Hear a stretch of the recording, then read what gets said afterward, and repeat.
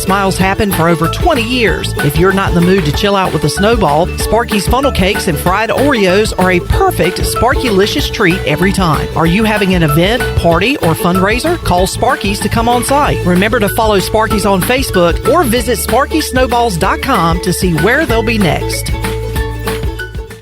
If you missed Pirate Radio Live, you missed Joe Dooley. How much time do you give yourself and give your players an opportunity to enjoy it before you start looking at UCF? For us, it's 24 minutes.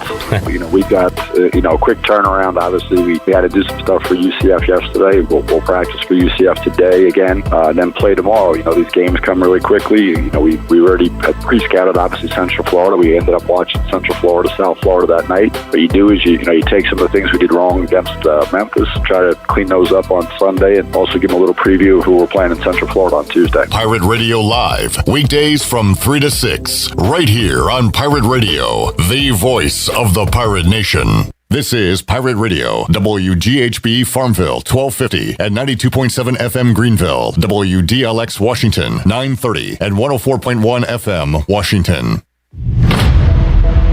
Can you be quiet, please? Thank you.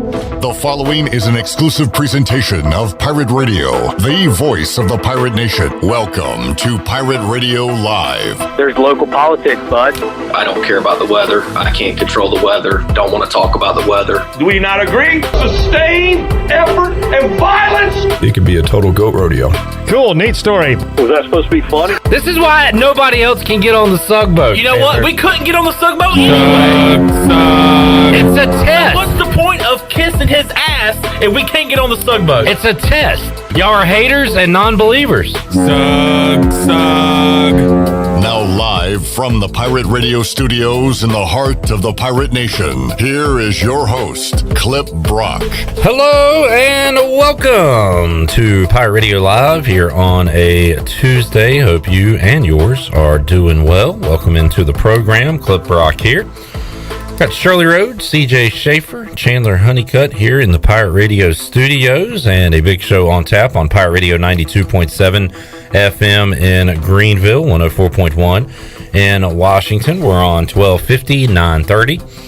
We are available online, pr927fm.com. And you can watch the show on Facebook Live and on YouTube. And we'll be monitoring the chats there. If you have anything to say, want to chime in with a question, comment, concern, birthday, anniversary. And Robert is already in, and he's asking a question about a guest we're going to have on the show in about 10 or 15 minutes or so, because we do have some ECU baseball announcer news that came out earlier today that we will get to momentarily. Also, and we got some birthdays to talk about. We'll talk to the birthday boy coming up at around 3:25 on the show today. Seymour, always in a good mood. Got to be in a good mood today because it's his birthday. Not in a good mood because the Pirates are coming off a blowout loss to Houston. But we will talk Pirate hoops and more with Seymour coming up later on this hour. The big man on campus, Jeff Nadu, will join us at 4 o'clock to talk about tonight's slate of games. We'll look down the Buccaneer Music Hall scoreboard and see what's coming up tonight. A lot of top 25 action. If you're a night owl and enjoy top 10 basketball, you can see Arizona and UCLA tonight, late night, 11 o'clock tip-off, 2 top 10 teams going at it. Duke in action tonight. We'll go over the slate of games and talk some NFL with Jeff Nadu coming up at 4 o'clock. At around 4:25, we will talk to Clayton Trutor. He's got a book coming out, and we will discuss that with Clayton. And the title of that book is Loserville. And what is Loserville about? It's about how professional sports remade Atlanta and how Atlanta remade professional sports. By the way, the Braves are not losers. They are world champions. But we'll talk about that book and more with Clayton Trutor, who joins us coming up in hour number 2. Stephen Igoe, Hoist the Colors. We'll be hoisting them in hour 3 of today's show. So that and a lot more on the way coming up on today's program. John Moody is tuned in, and he's heading to Raleigh for his first ever Carolina Hurricanes game. Nice. John, I know you will enjoy that. you will become an instant Caniac because those games live are a whole lot of fun. So enjoy your first ever Canes game. Chandler said John Moody would be if I was looking for a guest idea, get John on the show. Yeah, I was trying to get John on the show because he one listener. He was working hard during the snow days. Yeah, there was a couple of times this weekend that I saw him in a snowplow. Yeah, making sure everything was good to go on campus. And at least I thought that was John Moody. Well, he was posting pictures online about how he and the folks over there were making sure the areas were clear on campus and around campus. So, and they did a good job. Thank you to John Moody for that. All right, first up today, it's a big birthday day. As I mentioned, Seymour coming up. Also, P1 listener, lovable loser Chad Moore celebrating a birthday today. And I know he won last week, but his Titans lost, so he's still a big, giant loser. Some other birthdays today. Happy 40th to Alicia Keys. I'm a big fan of the program. She's just now turning 40? Just now. Michelle McCool, who I want to say, a former WWE wrestler, is that the wife of The Undertaker? Yes. Okay. The Undertaker's I'm glad you wife. knew that. Yeah, that's a piece of trivia for you. And also, happy birthday to Stink. Stank. Hooba Stank? No, not Hooba Stank. Stink, Mark Schlereth, known for winning Super Bowls with the Redskins and Broncos, and now an analyst on television. But we're going to sing happy birthday to P1 listener Chad and to Seymour right now. So is everybody voices cleared and ready to go? Now, when we get to the part where we say the name, should we say Chad and Cy? Or should we go church style and just say, God bless you? Which is nice, but I used to always kind of be... God bless you. Always kind of bummed out when it was my birthday in church and they wouldn't say my name. Yeah. I appreciate the sentiment of God blessing me. You don't know me? I kind of like the name recognition. Say my name! Say my name! So I say we go happy birthday, Chad and Cy. We'll go alphabetical order. Okay. Everybody good on that? It works with me. All right, here we go. Shirley, you're away from your mic. Are you participating? Yes, sure. Go You ahead. going to count us in? All right, here we go. Happy birthday to you. Happy birthday to you. Happy birthday, Chad and Cy. Happy birthday to you.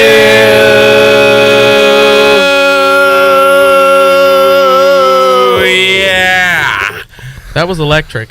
Happy birthday to everyone celebrating a birthday on this day. All right, let's get to our rundown today. And first up, we have an announcement. We have an announcement about the announcer. An announcer. Announcer announcement. I'm surprised they didn't have an announcement about an announcement. Like we're going to announce the announcer. Virtually. Scooter, our buddy Scott Rogers, awesome. Has been announced the play-by-play voice for ECU baseball. If you are from this area, if you're a Pirate Radio listener, you are familiar with Scooter. Done a lot of PA over at ECU, also keeping up with the scoreboard, the clock, about everything. Field management. Everything he does over there at Elm Street Park with Greenville Little League. So Scooter, and a young guy but an old name around these parts. And we're going to talk to him in a moment, but he will be taking over the play-by-play duties for Corey Glore, who is off to Tulane, of course, and will be handling East Carolina baseball in 2022. Robert says, I wonder if Scott will say hello as good as Corey Glore did. I'm going to say no. That is an old, folksy Midwest hello from Corey Glore. I think Scooter's going to have a different way to... Hey, y'all. Hey. Howdy. Hey, y'all. Howdy. What's up? Hey, how you and them doing? It's opening day here at Clark LeClaire Stadium. He is not that country. No. Josh says, what's up, Captain Clippy? Huge congrats to Scooter on the big news today. And also, we will talk to Scooter coming up in about 10 minutes or so. So, we wish him the best. And he will be taking over some big shoes to fill in Corey Glory, but we'll be working alongside Coach O, Dr. Gary Overton. We'll get Scooter's thoughts on that in just a few minutes. But as you said, Chandler, we're happy for Scott. Yeah, he's an awesome guy. And I'm going to say it. He's a good kid, and I can say that because he's still technically a kid. He is a good kid. He's a good kid. He's an awesome guy to be around. He has joined us on one of the watch-alongs that we did. I believe it was the AAC tournament game 1 against UCF. Did not go well, but a friend of the watch-along and a great friend to all of us here. And I'm glad that they kept it inside the ECU family. So really not that much to adjust to when it comes to the area, when it comes to ECU baseball and the environment that it brings for Scott, because he grew up going to games, and so I'm sure he'll tell that to us when we talk to him later on. So glad to have Scooter Rogers as the voice of ECU baseball. Glad Chad was listening. I assume he was listening. He types in, I'm a man, I'm 40. And Robert has a good question. What is Troy thinking about getting them for their birthdays? I'm sure a lot of thoughts. A lot of thoughts right now for Cy. Lots of thoughts. For Chad, for Alicia Keys, for Michelle McCool, and for Mark Schlereth. So just look, he's in there right now thinking about it. He's on his phone looking it up so he can think about it and not get it. Sending out some positive thoughts to all the birthday folks out there today. All right, what's next on our rundown, Chandler? I don't remember what I told you. Positive Panthers news, which I don't think this is positive. I mean, finally, some good news for Panthers fans. What are you shaking your head for? What is it? We're going to suck. It doesn't matter who they bring in there. Well, you could. I guess they can go down to the level that we're at right now. Do you want to be the only team that sucks, or would you like to have some more teams? Now you can fight for who's the worst. People can join us if they want to, but it's still going to be the losers club. Well, maybe Loserville. Well, now you won't be lonely. How many games did you win against New Orleans this year? 1. 1-1. Next year you could win 2. That's another win. That's one step closer to relevancy. Yeah. The news today. And I'm seeing different words used here. I'm seeing like right now we're seeing on the screen Saints coach Sean Payton is stepping down. Painting. Yeah, I've seen stepping down. I've seen retired. Yeah, I've seen retired. Well, my question was, I've seen fire and rain. I've seen sunny days I thought would never end. Good job. Me and Chandler saw Hoobastank. We saw the stank. The stank. I saw the light. I was blinded by the light. So is he done with coaching football? I don't think so. I don't either, which is why I question when I see the R word there instead of the stepping down words. I think he was just frustrated with this Saints team and how much stress he has to go through just to try to sniff the wild card right now. Does that have anything to do with him loving Taysom Hill? I mean, how much did he cause his own issues there in New Orleans? That's true. If Jameis is there, they make the playoffs. If he's healthy. Yep. Fact. Do we not agree? Do we not agree? Sean Payton has been there for your football watching life, hasn't he? Yeah. I mean, he's been there 16 years. Mm-hmm. Is that what I saw? 15, 16 years as the head coach for the Saints? Yep. So I don't know. There's there's still open vacancies in the NFL right now. So wondering where he'll go in the NFL and who's going to take his spot. He's going to go to a place that currently doesn't have a vacancy. Jerry Jones wants him some glory hole. Glory hole. And one way to do that, I want me some glory hole, is to get rid of the bumbling idiot Mike McCarthy and bring in Sean Painting. Proven winner. Painting. He's going to be painting a glory hole for the glory hole days. He's going to be painting a pretty picture there. I want me some glory hole in Jerry World. I saw it talking about Mike McCarthy. There was a video yesterday, you probably remember this, where he threw a challenge flag and they were already going to challenge it, so it was a 15-yard penalty. I just laughed at it thinking about you calling him like a bumbling idiot. He's a doofus. He is a doofus. This is when he was in Green Bay. I don't know if you remember that. I can't remember what game it was. Maybe it was a playoff game or something. But he just chunks that challenge flag as hard as he can with pride. They were already going to go challenge the play anyway, so it cost him 15 yards. And who am I to call people bumbling idiots and doofuses? I'm saying this as a sports fan and as a fan in terms of sports of Washington and as a hater of the Cowboys. And all in that regard, Mike McCarthy is a big, giant, bumbling idiot doofus. Do we not agree? Do we not agree? Now, Sean Payton in Dallas is something I think could be a possibility. I also, and we'll talk to Igoe later on in the show, how about Sean Payton? What did you say earlier, connecting him to the person I'm about to bring up? Oh, he doesn't want to be a part of a rebuild? He doesn't want to be a part of a rebuild, Chandler. Who else doesn't want to be a part of a rebuild? Aaron Rodgers. They get together in a holy unity and pick a team, go there, and try to win a Super Bowl. Super Bowl. What do you think about that? Hey. What about the Raiders? That is a possibility. Steelers will take Derek Carr because they do have. Now, wait. I mean, obviously, you need a general manager first, but are you saying he goes there and works with Carr? No. You're saying he and Rodgers go there? Yes, that's what I was. You were talking about that kind of mesh, the conglomerate. What a move the Steelers could pull off here, though, CJ. Sean Payton, you want to come be the offensive coordinator? Would you rather have... Oh, yeah, you have a coach. Never mind. Could it be, we're good on could coaches. It be the Bears? You're out of this conversation. Could it be the Bears? Could he bring... That's why I brought up the Raiders. They need a coach. They need a quarterback. Can he go to the Bears and take over... Because I think they're about to finalize the deal with a new GM.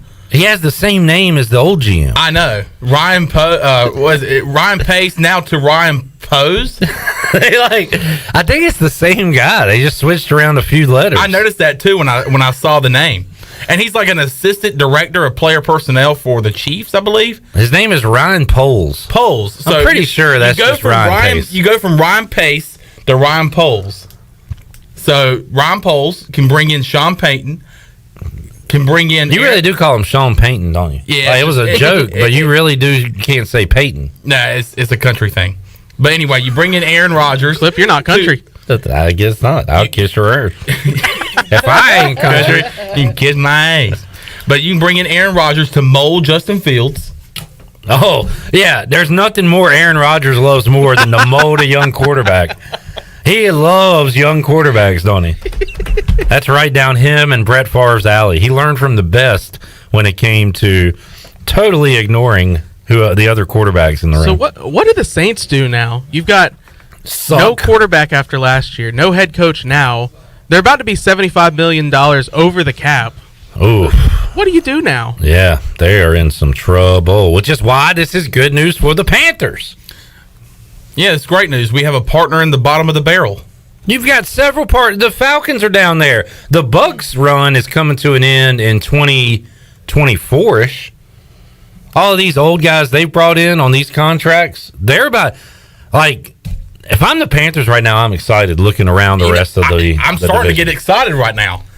Oh, my God. To your point, you've done nothing to get better, but you have kind of just sat in the weeds and waited for everybody to join us. Yeah. We are the start of the new NFC East. We will be the new NFC East. That's bold. What does that mean? Where a losing record will make the playoffs and win the division. Why are you... Okay, well, first of all, y'all literally did that a few years ago. Yeah, but y'all took over that. We want that back. We want that title back. But the Panthers won 7 games and won the division, right? Yeah. Not that long ago. Yeah. 7-8-1. Actually, it's a Ron Rivera thing. Yes. There's the one connection between now the is two. your problem, Clip. Yeah, I guess so. I don't see a lot of Rodgers to Washington, unfortunately. But now this just opens up so many possibilities. What are the Saints going to do? Peyton's going to take a spot, which is going to have a coach either fired or fill a spot. So the whole coaching carousel will roll on. And what does this mean for the quarterback carousel? Does Russell Wilson want to maybe join Sean Payton and get away from Seattle?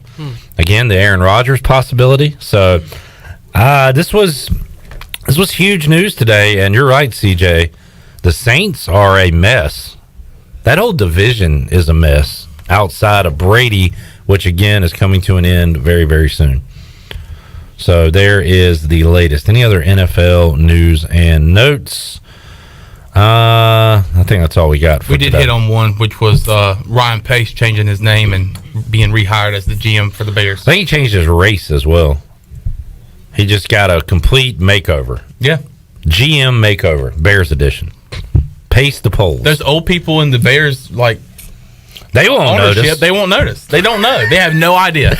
He went out. The old people in the ownership for the Bears are clueless right now. They're like, they think this is a whole different guy. Let's see. Let me make. Yeah, he went out. Ryan Pace left the room. He did a good job. He did. He went. He did blackface. Came back in. Can't do that. I mean, he did it. You just wait till he gets caught. That's going to be one hell of a headline. And those 85-year-old Bears owners didn't know it was the same guy they were talking to, and he forgot to come up with a new name. So he said, "What's your name?" And he said, "Ryan." And then he looks over and sees a few poles. And there's a fishing pole in the corner, and he says, "Poles." Yeah. My name is Ryan Poles. You sound a lot like someone we know. For the head coach, I want to bring in Mark Nargi, a guy I know. And there's a quarterback on the free agent market named Michael Drabursky that I really like. They should just run it back. Just run it all back together. Bay Rutler. He's retired. They can always bring him back. Sean Payton might bring him out of retirement.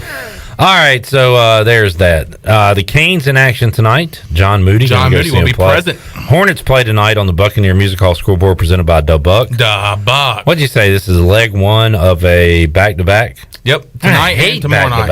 And I know. But it's been weird, though, lately. I don't think the Hornets have had that many back-to-back games ever since we were complaining about it the last time. But this is a big one because you're at Toronto tonight facing the Raptors, and then tomorrow night you got to head to Indiana to face the Pacers. So. I mean, you'd need to obviously win one of these, but these are games. If these weren't back-to-back, I would say you could win both of them. Yeah, Hornets coming off of a very Magic-ish game where they had a great win on the road in Boston, and then come home to lose to the Atlanta Hawks, who were 5 games below 500. And you faced that earlier in the year, just a couple of weeks ago, when they beat the defending champs twice in 3 days, and then they lose to probably one of the worst, if not the worst, NBA team in the league. So inconsistent, but a fun young team. I saw a Gordon Hayward stat today. Should we consider it? We could consider it. I'm not reaching over. The Hornets are 50-39 in the 89 games Gordon Hayward has played. In the 30 games he has not played, 9-21. Wow. Yeah, and a lot of those games were late last season. That is a big stat to consider. When they had like a playoff spot wrapped up, and they were going to be at either on the road or at home in one of those like the play-in tournament games. Yeah. And they just kept losing, and finally got the last spot, got blown out. And found themselves in an arena that they'll be in tomorrow night, the Pacers. All of that happened with Gordon Hayward. We didn't really even know what was wrong with him. I don't want to call out a guy because I don't know how hurt he is. He went missing. Yeah, he kind of went missing. But that stat says they're a lot better with him in the lineup. So, and he's played pretty good this year. Yep. Can't deny that. All right, let's get to Scooter, the man of the hour, Scott Rogers. Hello. The new play-by-play voice for ECU baseball. He joins us after the announcement was made on social media earlier today. And Scooter, congratulations, man. How you doing? Thank you, Clip. Doing great. I've said this before when we've had you on the show. You have done a lot of cool stuff in your young life. Had a lot of cool gigs, a lot of cool titles, but play-by-play voice for ECU baseball. That's a cool one to have on the business card, right, Scooter? It is. It's really unbelievable that I've got this gig. It was kind of fell into my lap about a week ago, and I can't thank Learfield and I can't thank ECU Athletics enough for this opportunity. And, Corey Glore out, goes to Tulane. Corey was an outsider that became a part of the Pirate family, and we certainly miss him. And now you're already on the inside. You are, Pirate family. So you understand ECU baseball. You know the history. You know what Cliff Godwin has built here in his time at East Carolina. So I think you're the right man for the job when it comes to knowing what ECU baseball is all about. Right, and I think that's one thing that helped me through the process of getting this job. And, it's like you said with Corey coming in from the outside and kind of becoming part of the ECU family, it's going to be tough to take over for Corey because Corey did such a great job in the time he was here, and the fan base loved Corey so much. But I'm excited. I'm really excited for this gig, and can't wait for February to come around. And the Pirates will be playing a challenging schedule. Scott Rogers will be on the call for those games for the upcoming 2022 ECU baseball season. You hang around with legends every day with RV and Weingarts and those guys. And how about you get to call some games with the legend, Dr. Gary Overton? That's pretty cool too, right, Scooter? It's very cool. We were joking last week. I told Coach O that he's kind of the Marvin Jarman of ECU athletics. He's been around forever. And there's really not a better person you could have by your side on a broadcast than Coach O with his knowledge of ECU baseball throughout the years, not only ECU baseball, ECU athletics in general. And a lot of people know you, know your name, or at least have heard you here on Pirate Radio or doing PA or somewhere. But for those that don't know you, Scooter, how long ago did you go to your first ECU baseball game? How old were you when you first went to Clark LeClaire? The first ECU baseball game I remember, I went with my mother and her best friend from high school. Her son was actually playing for Campbell, and we went and saw him play. And I believe I was either 5 or 6 years old, but that's really my first memory of an ECU baseball game. That was, I don't know if you remember the name, Justin Phillips. He played at Rhodes. Yep, Played Little League here in Greenville. But her and his mom and my mom are best friends growing up and still friends to this day. So that was really my first memory of ECU baseball. So about 5 or 6, and I've been every year since then, I can imagine, and also been a part of the left field crew, the megaphone crew as well, Scooter. So you have that insight on the game as well. So you'll have a new perspective on it. But you've been in that booth before, doing PA, running scoreboard. So you're no stranger to what goes on up there, right? That's right. Being up there, and like I said, that's one thing I think that helped me get this was having so many of those connections up there already, knowing how stuff's run throughout the game up there in the press box, and not just in baseball, with basketball too, because I've been working at the basketball scores table since 2018, and I think that also helped me get this. But it's really it's unbelievable to me. I still can't believe this. And Scooter, it's tough to call a baseball game, but the most difficult part, I think, of being the play-by-play voice of ECU baseball is your one-on-one interviews with Cliff Godwin. Are you prepared for those throughout the season? I had about a 5-minute conversation with Cliff yesterday at Media Day, and that was the first thing he said was, don't go too hard on me on this. But I think it's going to be the other way around, but we'll see, Scooter. That's right. But I am glad that I get to talk to Cliff before the game and not after the game. Good point. But Coach Godwin, he welcomed me with open arms yesterday at Media Day, and it really shows you what he has built as a culture and a family atmosphere throughout that ECU baseball clubhouse, and I can't wait to be officially a part of it. Yes, sir, a part of the family. Scooter Rogers joining us today. Congratulations, Scooter, man. We wish you the best of luck. Look forward to talking some ECU baseball with you here on Pirate Radio this season. Yes, sir. Thank you, Clip. All right, there he is, the man of the hour, Scott Rogers. We know him affectionately as Scooter, the new play-by-play voice for ECU baseball, joining us today on Pirate Radio Live. All right, let's get a break in. We'll come back. We'll talk to the birthday boy, Seymour. I didn't watch ECU in Houston. Call me fair weather. Call me what you will. Fair-weathered idiot!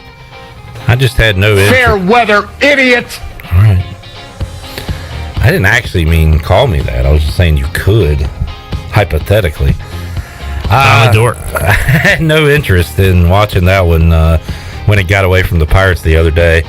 Seymour will tell us what happened, and also, I'm sure, calm the nerves of Pirate Nation as East Carolina gets set to take on Memphis coming up Thursday night, back home on Sunday. We'll talk Pirate hoops and more when we return. Seymour joins us after this.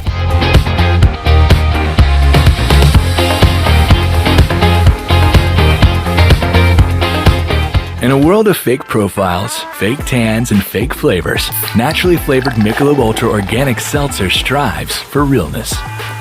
It's USDA certified organic, with no sugar or carbs, and only 80 calories.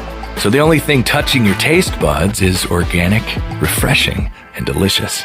Michelob Ultra Organic Seltzer, as real as it tastes. Enjoy responsibly, not a low-calorie food. Anheuser-Busch Michelob Ultra Organic Seltzer, IRC Beer, St. Louis, Missouri 63118. Your power's out. There's a water leak. What do? For these and other utility-related emergencies, you need service, and you want it fast. There are 2 things you can do to get the quickest response if you're a GUC customer. First, you can call the hotline at 1-855-767-2482 and report any utility-related emergency. That number is also on GUC.com. Or second, you can give GUC your phone number. The hotline process is quickest when their account records have your current phone number. Service you can count on. Greenville Utilities.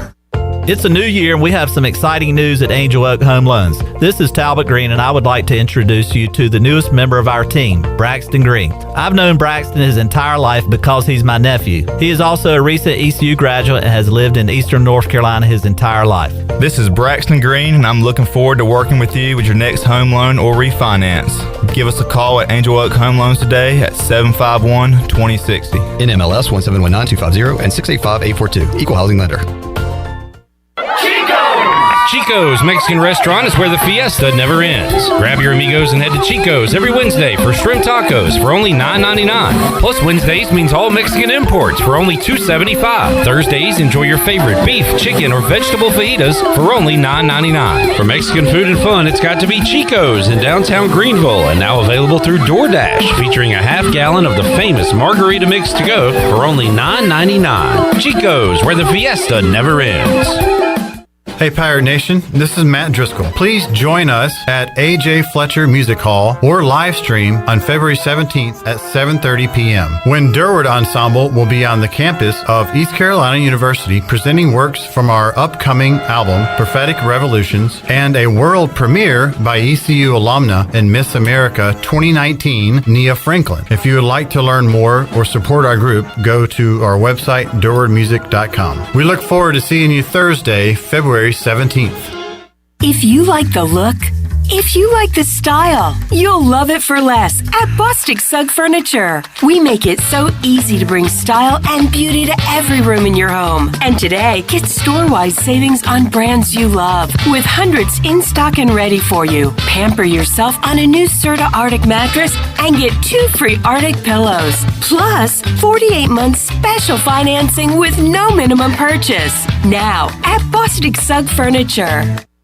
This is Martin Truex Jr., and as a NASCAR Cup Series champion, I love one-stop shopping. When I need fresh tires or fuel during a race, my pit crew takes care of everything.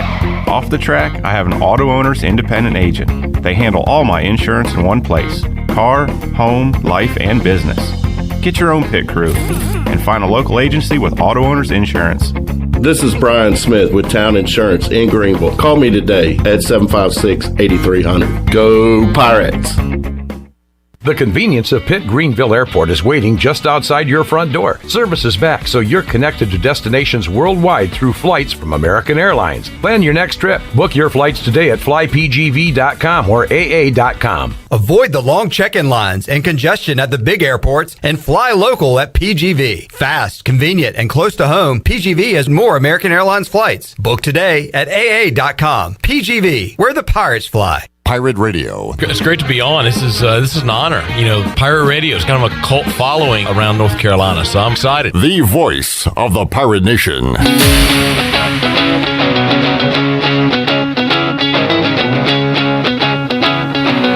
You're listening to Hour 1 of Pirate Radio Live. This hour is brought to you by University PC Care, your local tech support experts for all your personal and business needs. Visit universitypccare.com to learn more today. Now, back to the show. Welcome back. Are you in outside sales and looking for an opportunity to increase your earning potential? CopyPro has been in Eastern North Carolina for over 45 years and continues to grow each year, and they are in need of more sales professionals with a desire to potentially make a six-figure income. Do you have what it takes? Visit copypro.net today to submit your resume and to learn more. Now let's head back into Pirate Radio Live. Here is your host, Clip Rock. All right, back with you here on Pirate Radio Live on a Tuesday. Thank you, Chandler. That's why you're here. The human calendar, they call you. Yeah, everywhere I go. By the way, you're not that guy, pal. Trust me, you're not that guy. Speaking of nicknames, Mr. 6-0 came here. Just walked in the door. Wearing his Marlins hat, intern Jalen. But CJ also in 6-0 wild card weekend. He is Senor 6-0. So, Senor. Mister, good to see you guys. I think I tied for the best record divisional weekend with 2-2. Because it was a tough one, Jeff. Especially on Saturday with those road teams winning. The 2-2 boys. 2-2. Jalen also says he went 2-2. I went 1-3. With your one win being Chiefs, Rams. Ram tough. I picked the. Thanks. You're welcome. You threw me off my train of thought. I was Ram tough. Do you think I expected to hear that? I guess not. Ram tough. That really tickled him. He is tickled. I'm tickled. All right, I tell you what. You gather yourself. Oh, I'm gathered now. No, you need to take a segment to just relax. Yeah. Take a deep breath while I talk to Seymour. How about that? Hey guys, don't say Ram tough in front of CJ. He can't handle it. FedEx tough outside right there. He can't handle it. All right, let's head out to the Pirate Radio Live line. Kind of put this off as long as I could. We got to talk Pirate Hoops, and we'll do it with Seymour, color analyst for home games on ESPN Plus this season for ECU basketball. Appreciate your time. Happy birthday. How you doing, man? Thank you, man. I appreciate it. It's a good birthday. It's the big 7-0. Man. Yeah, I'm just glad to be here. You know, it's one of those things. You are the youngest, spryest 70-year-old, walking the earth today. Well, I thank you for that. I enjoy every minute of it. I hope I keep doing it. And man, we'll start with ECU hoops. I don't know. I don't know how you explain getting down by 19 and coming back and winning, and then the next game getting up by 20 and losing the game, and then go out and lose by 40. I don't know how you explain any of this stuff. I guess you could say it's just sports, it's basketball, but what a roller coaster the Pirates have been on these last few games. No doubt about it. And you know, in a way, that's what college basketball has been like this year. It is really, now, those are extremes, but North Carolina getting beat by 20 in the same week twice. You know, I mean, my point is that I think the portal has made a lot of difference. I think some nights kids that have not played together, all of a sudden, and now they're beginning to get together. Things go one way. Somebody's out of the game. It makes a big difference in your ball club. But I'm going to tell you this, the one thing is constant, the Cougars can play. Houston is a solid basketball team. And look, we've been in these kind of games at least two other times where they beat ECU like a drum. Like 18 and 19, they beat ECU. I remember going over to Texas Southern's gym because they were working on the redo of the Houston Cougars gymnasium or the Coliseum. We got beat like a drum one Sunday afternoon. I mean, and my point is, they can do this to you. They are just a special team, and when they get it rolling, and listen, this is without his top two guards. I mean, they're not in there for Sasser. That company is not there for the year, but they just keep reloading and getting better. So it's a good Houston team. Now, listen, was ECU a step slow in every position? Yes. They have a tough night shooting? Yes. But do not take away how good Houston is. They are a top 8, 10 team, maybe top 5, maybe Final Four, but they're that good. Then depends on the matchups is what happens then, Clip.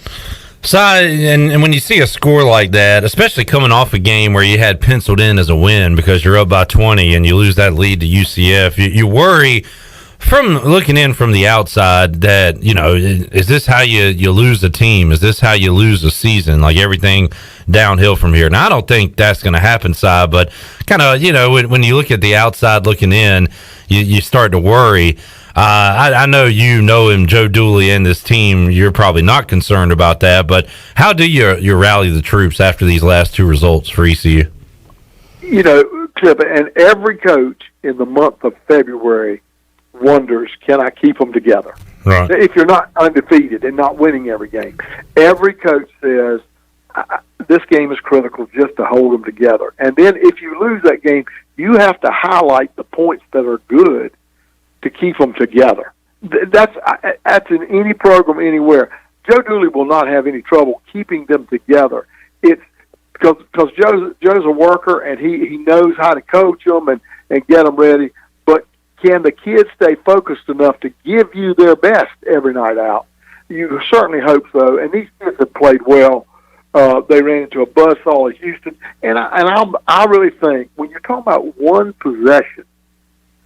In other words, the game went overtime. So if you'd have had one more stop in regulation, you win that game regulation. You don't go overtime. And you lost Suggs at the 16-minute mark, and he is a 6'6" defender that can guard the shooters on the perimeter, and you lost him, and you didn't have JJ. You didn't have any perimeter defender that's that tall. And all it takes is one or two shots, and that's what happened, and you end up losing that ball game. So that was just a tough injury. And look, coaches will tell you, now you can't blame it on injuries. You got to play through it. But in games that are that close, those things can really affect how they come out. Si Seymour joining us. Si will be on the call on Sunday when East Carolina plays at home against Cincinnati. He'll be watching. I guess you can stay up for this one late night on Thursday night and watch it on TV. Si, you can be up for a 9 o'clock tip-off on Thursday? Oh, yeah. Yeah, and in fact, we will not be doing the game. It'll be ESPN, either you, I think. Oh, okay. So enjoy it. It's going to be a good one, but I think it's on a regular ESPN network game. Well, that'll be 3 in a row for ECU because they are on regular on Thursday night as well when they take on Memphis, trying to beat the Tigers for the second time this season. You talk about some adversity and some folks upset. Penny Hardaway kind of lost it a little bit after a post-game press conference. He was tired of being asked about his depleted team, and they were able to get a win over Tulsa side by 2 points in their most recent game. So they were back to their winning ways, but struggled to do it. So you still got a Memphis team that's a bit on the ropes, and East Carolina's going to come out, you would think, ready to go after what happened to them last time out. Should be a pretty good game Thursday night. I think it'll be a really good game. The funniest thing to me at all this is Memphis has lost 6 straight times at Tulsa. So think of what I just said. 6 straight years, they've not beat Tulsa. Now, if you want to talk about a team that you're saying and shaking your head, Tulsa is 0-6 in the league. Or they're 0 for.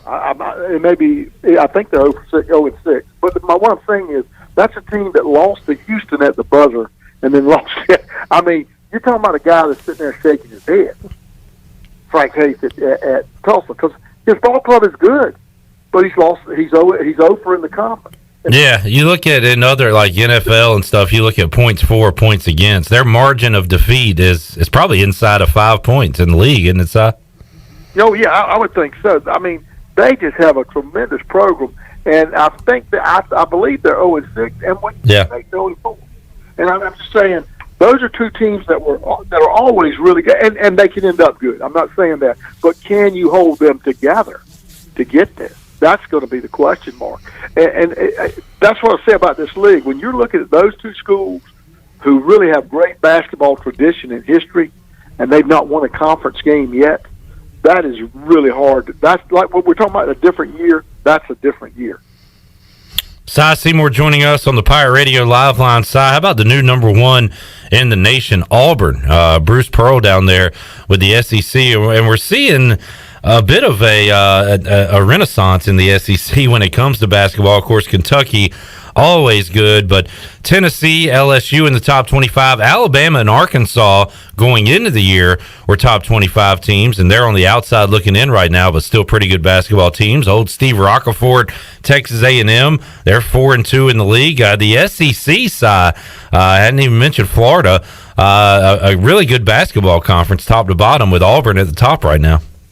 Yeah, that's the other puzzling thing. You know, in our backyard, the Atlantic Coast is struggling. Yeah, I mean, they just are. And the SEC has taken over, and of course, I'll tell you, the Big 12 is just brutal. Yeah, I'm telling you, you go into a game every night out in that league, and always the Big East is going to be good. But you're right, the surprise league and the surprise team to me is Auburn. And give great credit to Bruce Pearl. He's got them excited in the state of Alabama about basketball. Now, you think about that one. Yeah. That's big because it always was UAB. It was never about Alabama or Auburn. It was always UAB. In the old days, they were the team in that state. And now here's Auburn, and number one in the country. Bruce Pearl has done a magnificent job. Seymour joining us. Coming up tonight, top 25 action. Clemson will be at Duke. Another big game in the Big 12. Baylor taking on Kansas State, who has kind of had one of those Tulsa years where they are losing games, but by a very narrow margin. Number one, Auburn is on the road at Missouri tonight. And how about, and Si, we kind of lose sight of this during football season and certainly in basketball as well. We got a top 10 matchup in the Pac-12 tonight. It's a 11 o'clock tip-off. Number 3, Arizona versus number 7, UCLA. So a great night of college basketball action coming up tonight. Arizona has really just slowly stepped right in and doing a tremendous job. UCLA, Cronin's done a good job with them, and it's good to see the Pac-10 where they should be. They should have teams in the business of being in the top 20 and 25 in basketball. It's too many athletes on the West Coast for those teams not to be viable. A great night of hoops, coming off a great weekend of football. And I talked to you before we went on the air, and I'm a little younger than you, Si. It's the best playoff weekend I can recall. And you and all your football watching years said the same thing, right? You don't remember a weekend like we just had in the NFL playoffs. You know, I'm telling you, Clip, I can go back, really, and I'm not kidding you, when I was young, I can go back to Y.A. Tittle. I mean, I can go back to you name them, Fran Tarkington, Sonny Jurgensen when he was with Philadelphia, and then the Redskins. I mean, my point is, I've never seen a weekend like we just saw. They were the greatest games for a spectator to watch, and I felt so sorry for. Look, I don't have a dog in it, so I'm watching. I felt so sorry for those teams that did not win. I felt sorry for Buffalo because of the playoff, the way it's the format. They didn't even get to touch the ball in the overtime. Now, give credit, Kansas City, they didn't let them touch it.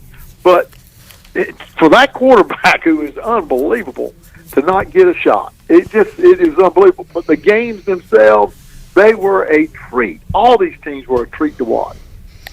And it just reminds you, Si, if you don't have a QB. Now, Jimmy Garoppolo and the Niners, they did it with defense and special teams, but if you don't have a QB, you are left behind, and we've seen that following our Washington team and there's a lot of other teams in the league that can commiserate with that. Exactly. I mean, when you look at those games on this weekend, all of those guys had upper-tier quarterbacks, with the exception of San Francisco. Give them credit. They've got a great coaching staff, and they do a lot of good things extremely well. But think about what it took. It took a blocked punt to beat them. Yeah. To beat Green Bay. It took a missed blocked. It was a couple of things, two special teams things that beat them. I really thought that Green Bay had the best chance of any of them to win because they do have a great quarterback, and the quarterback situation was questionable for San Francisco. Yeah. Well, here we are now. It'll be Rams taking on the Niners, NFC West matchup, and then you got the upstart Bengals trying to pull off the upset with Joe Burrow and Jamar Chase and all the highlights they can provide, taking on the Chiefs. So, man, there's no way they could follow it up with an even better weekend this weekend, but I hope we do get some good games on Sunday. I do too, and I'm Cincinnati's an athletic town. They love they love contests. this has got to be the best thing for them since the Big Red Machine. I mean, they've Yeah. got to be so excited to see this young quarterback doing what he's doing. And they are tough, and they get it done. They are just a treat to watch. But you said it right. It's been fun. Whoever wins, these teams are really just playing lights out, and it should be a great weekend. Si Seymour, got to have better things to do on your birthday than talk to me, Si, so we're going to let you run. What's your birthday meal, Si? What's your go-to meal if you had the choice? Well, I would like, to go out and probably get a good steak is what I would like to do. I don't do it as often as I used to. I probably don't eat a steak once a month or once every 3 months, but I probably like to have that. But I don't know. We may just sit home, watch ball games, take it easy. There you go. The truth is, I'm just glad I have another birthday. And listen, this is a good thing. I enjoy talking to you because you love sports like I do. And we love the Pirates and a big game on Thursday night. Let's hope that Joe Dooley can get his team get back on track and play solid. It's hard on the road. Play solid and get back to where you can be, where you're in games. Houston is just a different kind of program. They're on top of the world right now. Well, Si, I'm expecting a much better performance and a much better ball game coming up on Thursday night. Then the Pirates return home Sunday at noon, a big one against Cincinnati. So we are in that tough part of the schedule, and a lot of great opponents coming up, especially this week. Si, we always appreciate your time, man. Thank you for joining us. Have a great birthday evening, and we'll talk to you again soon. See you later, buddy. Take care of yourself here. All right, there is Si Seymour, the birthday boy, joining us today on Pirate Radio Live. We'll take a timeout, come back, wrap up hour number 1. We'll have a geography lesson with Chandler Honeycutt. His mind is blown. We'll tell you why when we return after this.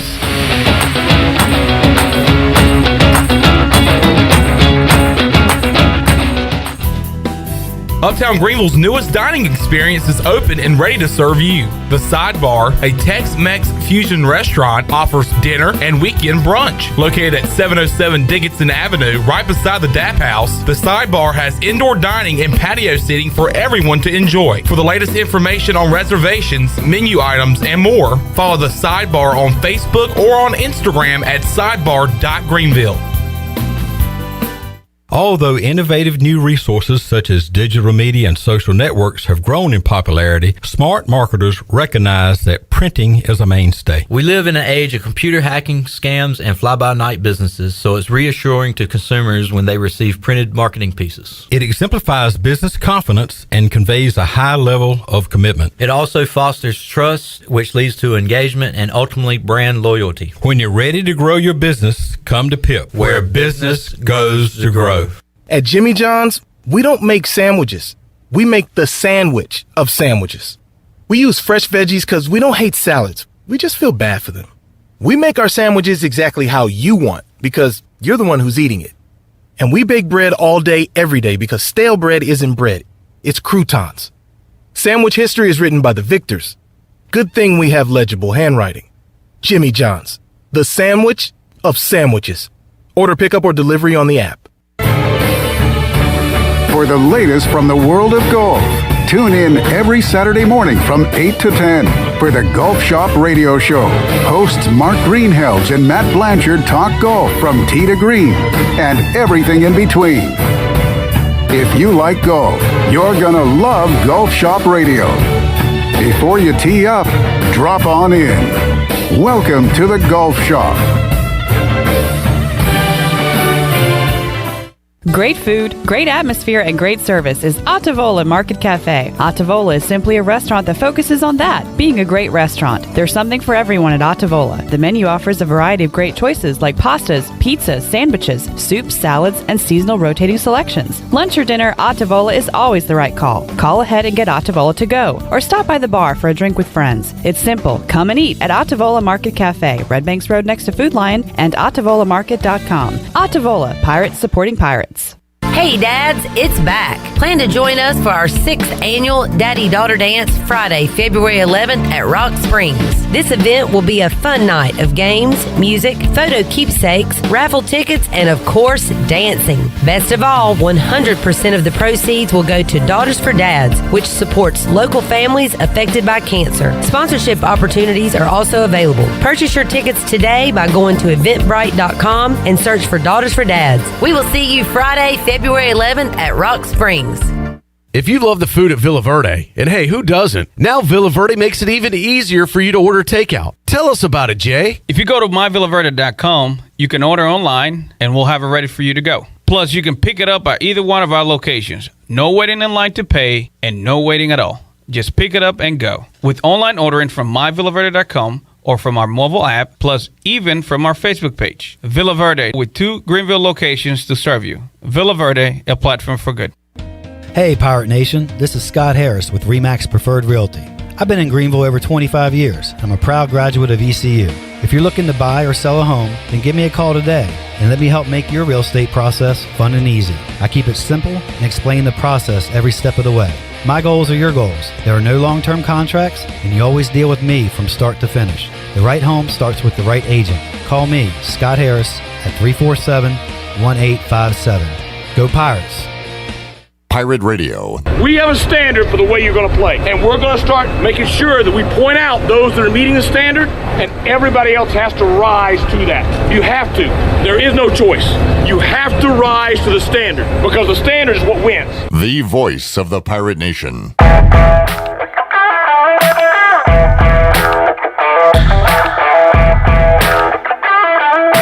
You're listening to Hour 1 of Pirate Radio Live. This hour is brought to you by University PC Care, your local tech support experts for all your personal and business needs. Visit universitypccare.com to learn more today. Now, back to the show. Welcome back. For the latest breaking news, interesting stories, and awesome contests that can make you a winner, be sure to follow Pirate Radio on our social media on Facebook, Twitter, and Instagram at PR927FM. You can join the close to 51,000 followers today. And speaking of contests, Clip, I forgot to tell you this before the show, so I'm going to say it now. For our booty bag today. Yes. We are going to do, we're doing this on Facebook Live. Okay. And you need to comment and tag 3 friends for 2 for Tuesday. Okay. So today's booty bag prize is a large 2-topping pizza from Domino's. So if you're the winner, you can choose one of your 3 friends to get a pizza as well. Does that make sense?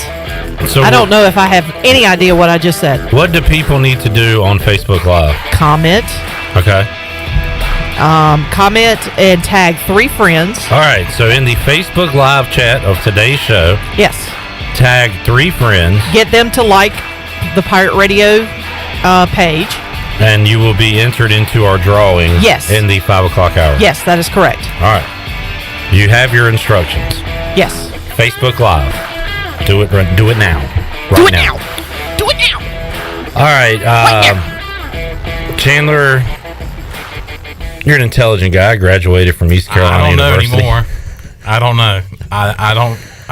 I'm questioning that. Look, I don't claim. I'm not here to judge or anything. I don't know everything. I'm just a guy, just a regular dude.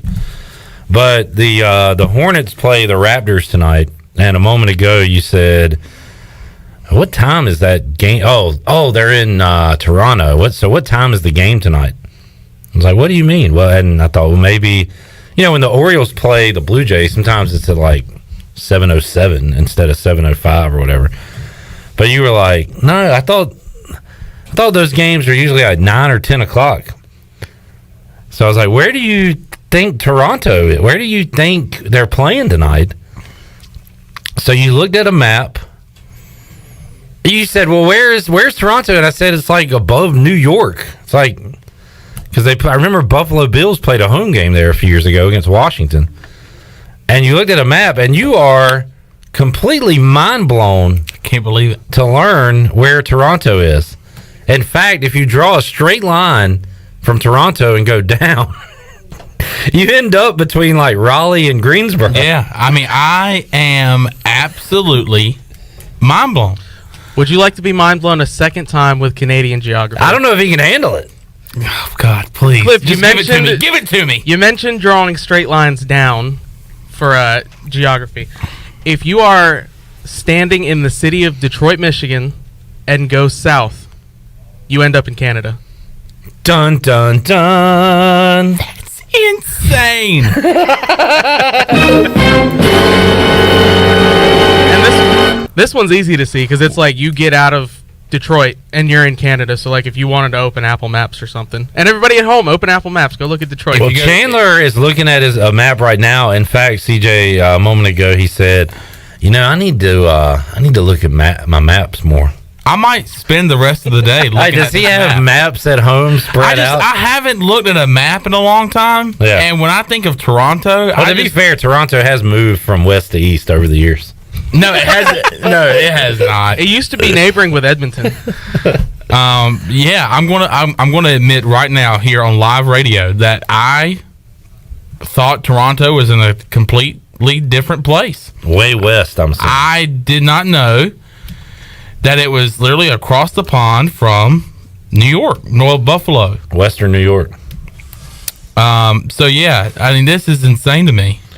Cliff, who's hosting trivia on Wednesday? I knew Toronto was a city. Can we get a geography round out of that? If that's the case, I'm not showing up. No, and, you know, in fact, I will show up because I'm going to study this map. I'm going to know where places are now. Well, sports helped me with a lot of things growing up. And one of those things was geography. Wow, man. Although it didn't help that the Braves were in the NL West. That screwed me up for a while. That's fair. But Chandler, like the Toronto Blue Jays are in the AL East. The Toronto Raptors are in the Eastern Conference. The Maple Leafs are in the Eastern Conference. Like, that's one way I do know. And I can't tell you exactly where all the Canada teams are. But I know Vancouver's in the Western Conference. Edmonton's in the Western Conference. So that is one way I kind of know where places are, thanks to sports. So thank you, sports. And thank you, me, for helping Chandler. Well, I can't thank sports because I still didn't know that. But I wish now that I know that, I will be able to remember that, all right, they're in the East. All right. And I'm going to say thanks, sports. Thanks for reminding me where Toronto is. Thanks for reminding me where Edmonton is. At one point, I could name all the provinces of Canada. I can definitely not do that anymore. When was that? We learned them in school. Wow. And at one point at ECU, I took an elective late when I was just trying to finish up and graduate. North Carolina geography. I could name all 100 counties in North Carolina. All 100. And now I could give you 10. Is one of them Craven, home of the Havelock High School Rams? I do know where Craven is. Here's another mind-blowing stat. Jenny on Facebook just said it is a 1.5 hour flight from Raleigh. That's a straight line. Cliff, it's a globe. Wow, I thought it took a couple of days to get there. What? A couple of days? I thought it took like a day and a half. Not an hour and a half. No, that's a joke. I know. Oh, okay. I know.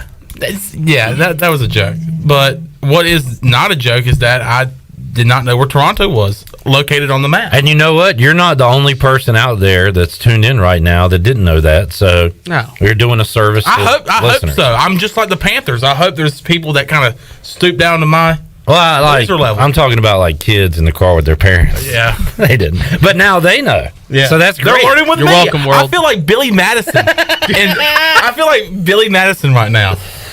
Like I'm back to school to find out where Toronto is. Oh dear. All right, our 2 for Tuesday giveaway. Go into our Facebook live chat, tag 3 friends, and you'll be entered into our contest. We'll do our drawing in the last hour. Redbeard loves this contest. He says, sounds like the booty bag winner will decide who's not really a friend. Correct. In the public eye today. By tagging 3 friends, then only selecting one to win. He said, love it. This is what Redbeard enjoys, drama. Severing friendships. Yeah, and this could create some drama today. So head on to Facebook Live, tag 3 of your Facebook friends, and you'll have an opportunity to win a large 2-topping pizza from Domino's. And if you win, then your friends also, you can pick one of the 3 friends that you tagged to get a pizza as well. So it's a 2 for Tuesday. So you tell 2 of your friends that you just tagged them for clout, and the ones are your actual friends. Correct. There will be drama. Will be friendships broken up thanks to Pirate Radio. Make sure you tag a good bunch. But also, one friendship gets closer together. That's true. That's true. Upon so it's, would you rather have 1 close friend or 3 kind of close friends? You can always tag someone that you met a couple of weeks ago at a bar and just add them on Facebook. That's true.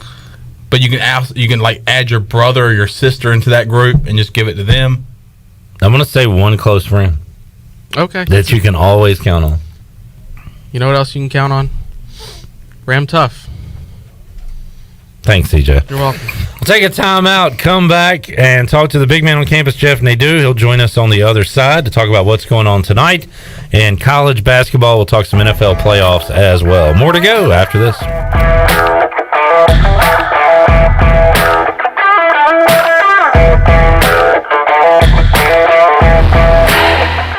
The Buccaneer Music Hall is your beacon of music in the land of pirates and ENC. Open 7 days a week. Plus, the Buck has live music every night, along with football. The Buck has a brand new 15-foot 4K screen, the only one in Greenville, and over 18 big screens with all your college and pro action. Sunday Fun Day will also be stocked with the biggest Bloody Mary and Mimosa bar, along with the NFL Sunday Ticket and food trucks out back. Check out the Buccaneer Music Hall. Open every day, noon until 2 a.m., with live music every night, and now football and food trucks during the day. Grow Rug 26 is coming to Greenville March 25th through the 27th. This is DJ Fossil from F3 ENC, inviting all men to sign up now for this leadership training event. The Grow Rug training events are designed to help men become high-impact men by reinforcing the F3 mission of invigoration of male community leadership. To register or to learn more, please visit f3enc.com. That's f3enc.com. Remember, you don't have to be great to get started, but you've got to get started if you want to be great. Hey Pirate Nation, Lindsay Gray here with Carolina Caliber. In 1960, my granddaddy started his firearm business right here in Eastern NC. Still family owned and operated, we have the area's largest selection for outdoor shooting sports and accessories and are one of the nation's top firearm dealers. At Carolina Caliber, we have everything you need from hunting, home defense, and personal protection, including a wide variety for ladies and youth. We buy, sell, and trade. It's a time-honored tradition. Visit us at Carolina Caliber on Fire Tower Road in Winterville. Do you suffer from allergies, asthma, or any other sinus problems? Perhaps professional cleaning of your air ducts could help. Family owned and operated in Winterville for over 22 years, Carolina Quality Air was the first certified duct cleaning company in Eastern North Carolina. From residential to commercial, they can handle any size job, big or small, including our studios here at Pirate Radio. Carolina Quality Air uses a sanitizer that kills mold in your ductwork and over 100 viruses, including the coronavirus. Visit them online at CarolinaQualityAir.com. Burgers, wings, hand-cut, hand-breaded chicken tenders, fresh salads, and cold beer is the starting lineup at Tiebreakers and has been keeping customers happy for 20 years. Tiebreakers family atmosphere is the perfect place to come watch your favorite team play while enjoying a great lunch or dinner. In a hurry or looking for catering options? Get Tiebreakers to go. That now includes the new curbside pickup by ordering online at tiebreakersnc.com. Tiebreakers in Greenville and now open in Winterville. At US Cellular, we can help everyone stay connected for less. And less also means more, as in more choice. Right now, you choose any phone and we make it free. Plus, get unlimited data for $30 a month with 4 lines. US Cellular, America's locally grown wireless. Terms apply. See uscellular.com for details. Now that life is returning to normal, we have found a lot of good things that came from the pandemic. One of them is not having to go to the wireless store anymore. The Cellular Warehouse team has been in the business of delivering phones to your home and office for 20 years. People found out about our free delivery service and love the ease of getting a new phone, tablet, or hotspot. Call Toby Williams today at 252-799-7051 so you can start experiencing the joy of never going to a wireless store again. Cellular Warehouse, your local U.S. Cellular authorized agent. Hi, I'm Annalie Newhoff. And I'm Rob Campbell. And we are with CopyPro. We have been locally owned and operated here in Eastern North Carolina for almost 50 years. CopyPro is the leader in office technology. Does your business struggle with keeping printing costs low or producing professional documents? Here at CopyPro, total customer satisfaction is our #1 priority. We have a variety of solutions to help reduce your printing expenses and make your business more productive. Call us today at 1-800-682-6558 or online at copypro.net. CopyPro, we are the professional office systems people. This is Pirate Radio, WGHB Farmville, W224EI Greenville, WDLX Washington, and W281CH Washington.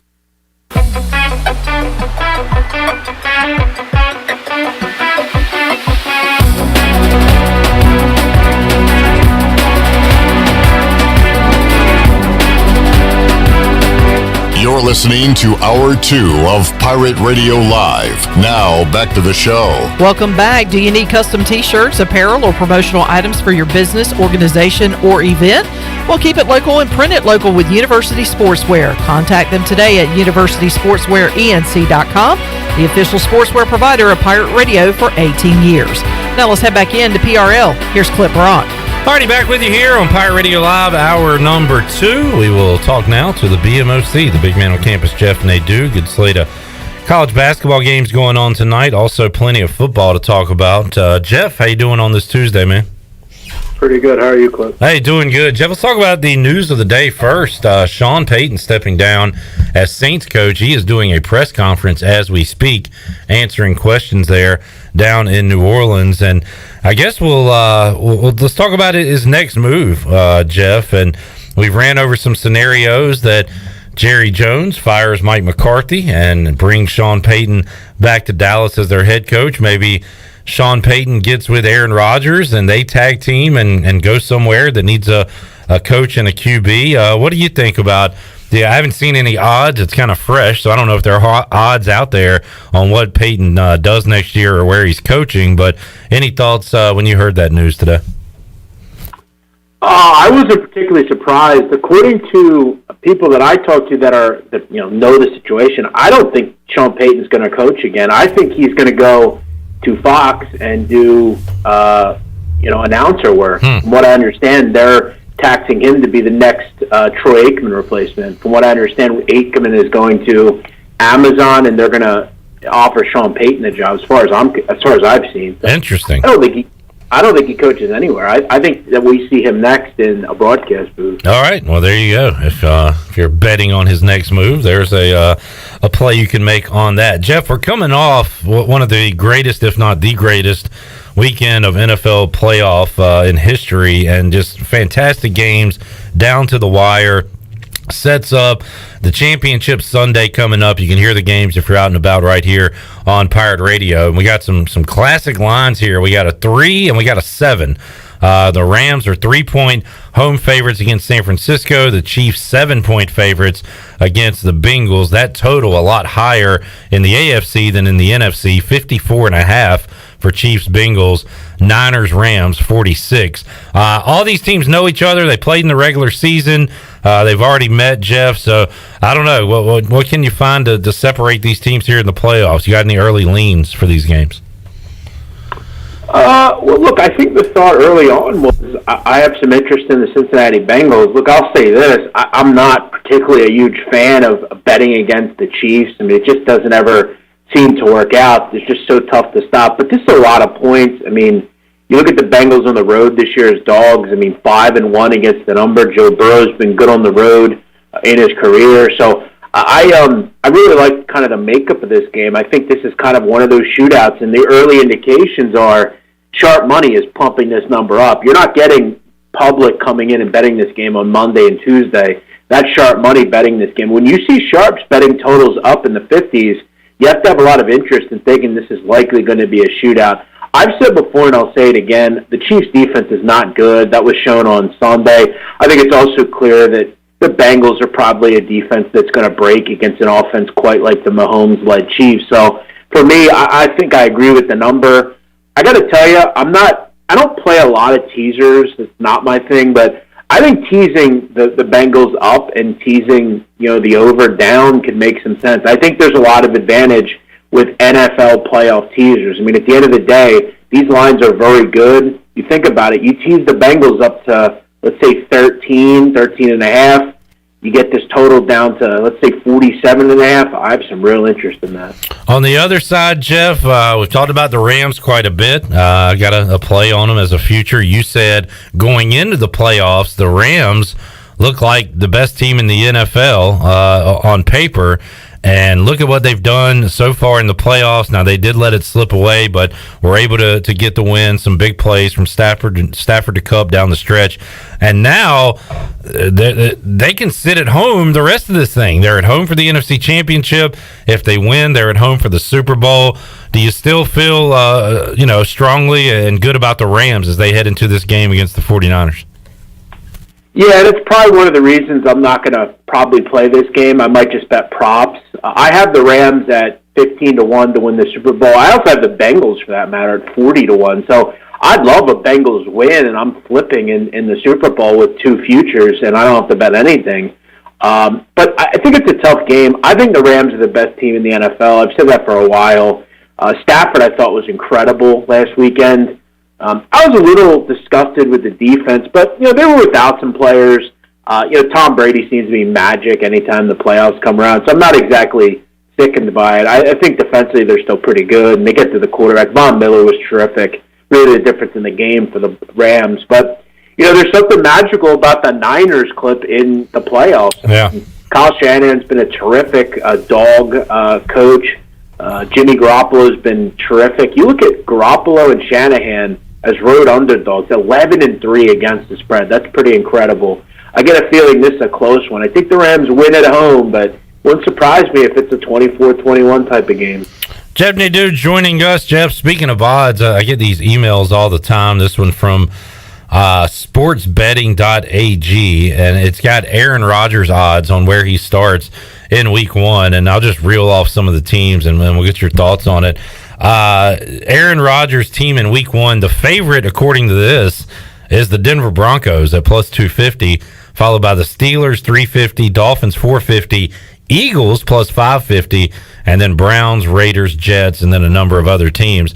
How about the future of Aaron Rodgers? Does it continue in Green Bay, or is he playing for another team, or does he maybe go that Sean Payton route and end up on Jeopardy or doing something else away from football? What do you think about Rodgers next year? It's funny that you brought this up. I actually put money on that exact book to bet this. Okay, what do you got? I actually took. I played the Miami Dolphins. Wow. I think it's a good idea. I actually got 5-1, so I'm pretty happy with that. I think when you look at the Miami Dolphins, I think they're really built at a nice level right now. I mean, they're going to have a new coach coming in. I think Aaron could maybe have a decision on that. You also look at some of the young skill position talent that they have, pretty good defense. Who the hell doesn't want to play in Miami, Clip? I mean, do you really want... I mean, look at Aaron Rodgers. Whole life he's played in Green Bay. Wouldn't mind finishing my career down in sunny Miami in a situation where, you have a pretty decent team. I think you have a say in who the coach is going to be. I think they're the team that emerges to me as the winner. That's what I was going to ask, Jeff. Is that part of his deal? You say, hey, Rodgers, you come in and we'll let you handpick the head coach that you can work with. Yeah, and I think it's become clear that, that the quarterback situation there is problematic. We heard that possibilities. They looked at Deshaun Watson and were interested there. So, I mean, look, if I'm a guy like Aaron Rodgers towards the end of my career, I want to go win. Obviously, the Patriots, that's going to be an interesting division over the years, but a great place to finish your career in sunny Miami. Jeff Nadu joining us on the Pirate Radio live line. Jeff, let's talk. Yeah, go ahead. By the way, and this is something we have to start talking about now in the NFL and in sports, Florida is a very, politically aligned state to the way Aaron Rodgers is. Just going to say that. I think that's something now that people are starting to look at. Well, as a bettor, you're always looking for an edge and any lean you can get. So there's that's a good point. Taxes and stuff down there are particularly good for athletes, as far as I know. So yeah, I think Aaron Rodgers. I think they have come out as kind of the little tall for me. All right, Jeff. Let's look at some college basketball tonight. Game in Philly tonight. Temple hosting Cincinnati. The Bearcats a 4-point road favorite, and that one Duke is at home against Clemson. Double-digit favorites are the Blue Devils. I guess the game of the night involving top 10 teams, Arizona UCLA late night start tonight, and Arizona actually a 2.5-point road favorite in that game against the Bruins. So, Jeff, what stands out about this Tuesday night basketball card to you?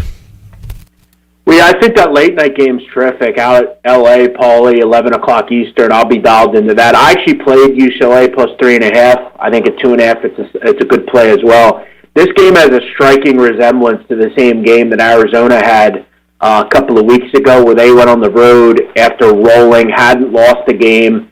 They went into Tennessee and lost the game. I don't know if you remember. It's a pretty similar spot, quite honestly.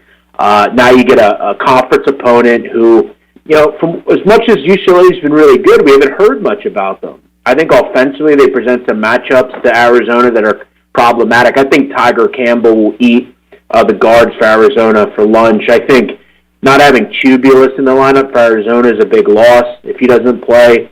I just think for me, Cronin has something tonight. I think he game plans Tommy Lloyd out of the gym. I think UCLA gets a big-time win tonight at home.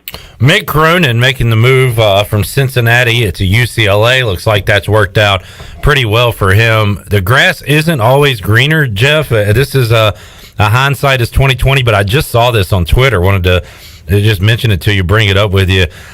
Nick Coffey, who covers Louisville athletics, says that Louisville has called a joint meeting for tomorrow at 4 o'clock for the Board of Trustees and the Louisville Athletic Association. The meeting will address pending litigation and personnel matters. Also, he says the Chris Mack coaches show scheduled for tonight has been canceled. Chris Mack, who had Xavier number one, a 1 seed in the tournament. Now, he was losing some studs on that team, so kind of makes sense for him to jump to Louisville, but it's been an absolute nightmare for him since he joined Louisville, and that looks like it could be coming to an end pretty soon here, Jeff. Yeah, it's completely fallen apart. I'm surprised they haven't cut the cord at this point. Listen, his behavior during that Gaudio extortion nonsense was pathetic. I mean, it's something out of a mob podcast, maybe the sit down possibly, but you know, it was pathetic. I mean, recording people is just something you don't do as another man. As far as him as a coach, you know, Malik Williams wasn't exactly, you know, keen on them last night. He was asked about whether they tuned the coaches out, and he said no comment. Yeah. I think it's become clear that Chris Mack, this team is not engaged. Louisville has a rich basketball tradition. I think you got to make a move and get rid of the guy. Seems like things have not worked out there, and you know, Louisville's not going to put up with that very long. I think this is a clear indication Mack's likely on his way out. No doubt. Just wanted to bring that up. That just coming across. Jeff, how about tonight? You got some SEC hoops. The new number one Auburn are big favorites on the road against Missouri. I think Alabama in action tonight as well. So you got the SEC. You got some Big Ten basketball with Maryland Rutgers. Anything else outside of that showdown in the Pac-12 you're looking forward to tonight? Well, a game that's interesting is Kentucky, Mississippi State. Mississippi State's tough, play hard, you know, good offensive team. If Kentucky's got all sorts of problems, Ty Washington's out, Severe Wheeler likely not going to play. It's kind of an interesting spot for Mississippi State. As far as Temple, you mentioned them. They've got a 13-day break. Came at kind of a bad time. They were rolling. Now they get Cincy coming into Liacouras Center. That's an interesting matchup. One to start tonight, Richmond and Rhode Island. I like the over in that game. I feel like both offenses will have some real success tonight. It doesn't seem like over the years neither offense can stop each other. Richmond never plays much defense. I kind of like the over. I also like Syracuse tonight, clip against Pitt. Don't really understand this number. I played it at 4. It's up to 4.5. Syracuse beat it by 16 a couple weeks ago. I don't think a change of venue is going to do much. The truth is, Pittsburgh just can't score. They thrive at getting to the free throw line, and you know, to score like that against Syracuse, it's just not going to happen. You got to be able to shoot. Pitt can't do it. I think Syracuse kind of one-ups and sweeps Pitt this year. Jeff Nadu joining us, host of the Sit Down podcast, if you're into the mob and mafia history. And I don't know anything about this, Jeff, but Robert on Facebook Live asked, will Jeff be watching the 2020 special about Sammy the Bull? Are you familiar with what he's talking about, Jeff? Yeah, actually, I don't know if I consider a long history with Sammy the Bull, but I definitely know he knows who I am, and I sure know who he knows who he is. Will I be watching it? No. I mean, I think Sammy the Bull Gravano is very similar to, the Michael Jordan, LeBron James debate. I mean, how many times can you talk about the same thing? Sammy the Bull is a rat. We know who he is. I've actually heard through the grapevine clip, this is kind of breaking news, I've heard over the last week or so, Sammy Gravano is in pretty bad condition right now. He's an older guy. From what I understand, he has COVID-19. So we might actually get some news about Sammy any day now, from what I understand. But will I watch it? Yeah, I mean, I'll take a look as kind of like a journalist on the Mafia, but I've kind of Sammy'd out. I know probably more about him than his own family does. So. All right, there you go. Thank you for... a mob historian, you kind of know about him. Thank you for asking that, Robert. All right, big man, enjoyed the chat today. We'll reconvene with you on Thursday, see if these NFL lines move any at all, and we'll talk ECU Memphis Part 2 coming up Thursday with you as well, so we'll do that. Sounds good. Look forward to it. All right, the big man on campus, Jeff Nadu, joining us at Jeff Nadu, host of the Sit Down podcast, talking mob and mafia history. We'll take a time out. When we return, Clayton Trutor will join us on the Pirate Radio Live line. He's got a new book coming out. We'll talk about that and what's going on in the world of sports when we return on Pirate Radio Live here on a Tuesday. We're back with you after this.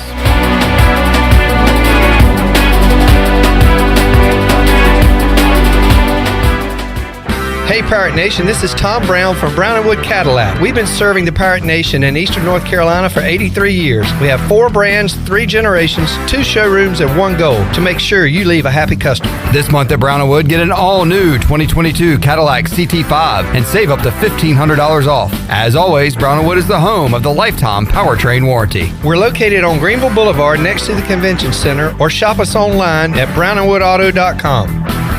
Hey Pirate Nation, this is Holt Nailers from my friends at Arc Point Labs. Just as I trust my teammates, you can trust Arc Point Labs to give you quick and accurate results for all your laboratory testing needs. If you are in need of COVID testing for your return to school, work, or for travel, Arc Point Labs is offering same-day PCR and antigen testing with little to no wait time. Please visit any of the 6 Eastern North Carolina Arc Point Labs locations or make an appointment now at onehourcovidresults.com. Go Pirates! Hello, Eastern North Carolina. If you're looking for a great place to work with competitive pay and advancement opportunities, Pitt County Schools is hiring. We employ over 3,000 people, and we're one of the largest employers in Pitt County. Pitt County Schools is currently seeking teachers, bus drivers, school nutrition personnel, facility staff, custodians, clerical staff, and more. We offer advanced leadership opportunities for our educators and competitive pay for our skilled labor force. Come work for a diverse, thriving school system and be an important part of ensuring success for the students of Pitt County who are the future of Eastern North Carolina. To fill out an application, visit our website today at pittschools.org. That's pittschools.org, or go directly to our job postings at bit.ly/PCS employment. That's bit.ly/PCS employment. Pitt County Schools, engaging, empowering, and elevating every student and every staff member every single day.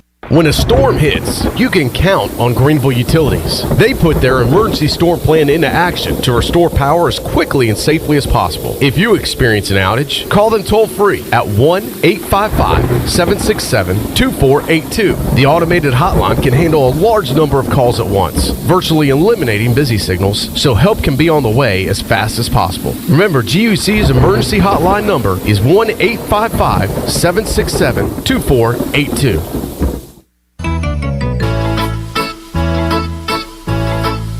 The best place for delicious food and great prices is Familia. Familia has something for everyone, like New York-style pizza, lasagna, chicken, veal, or eggplant parmesan, homemade meatballs, plus a variety of seafood selections and favorites, like the steak burger and southern pork chop.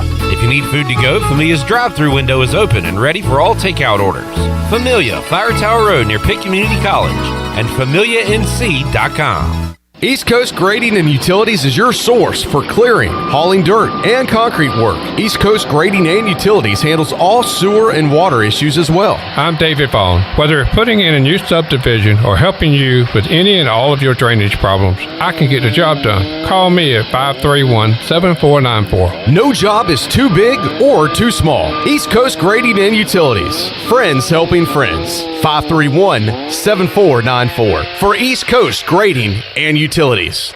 Hey Pirate Nation, this is Matt Driscoll. Please join us at A.J. Fletcher Music Hall or live stream on February 17th at 7:30 p.m. when Durward Ensemble will be on the campus of East Carolina University presenting works from our upcoming album, Prophetic Revolutions, and a world premiere by ECU alumna and Miss America 2019, Nia Franklin. If you would like to learn more or support our group, go to our website, durwardmusic.com. We look forward to seeing you Thursday, February 17th. Hi, this is Brian Meador from East Carolina Athletics. You're listening to Pirate Radio, the voice of the Pirate Nation.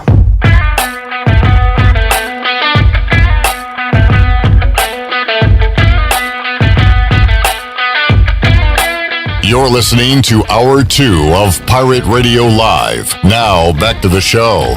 Welcome back. From sales to service, Greenville Auto World has all of your vehicle needs covered. Shop all of their inventory now at greenvilleautoworld.net. If you're also looking for someone to service your vehicle, they have a full service and repair facility. They do brakes, oil changes, tires, inspections, and they can repair any kind of vehicle. Greenville Auto World is across from Speedway at Bells Fork and online at greenvilleautoworld.net. And thanks to Tim Sutton and Jim Rogers for their sponsorship of the program. Now let's head back in to PRL. Here is your host, Clip Rock. Alrighty, back with you here on Pirate Radio Live on a Tuesday. Stephen Igoe, Hoist the Colors, joining us later on in today's program.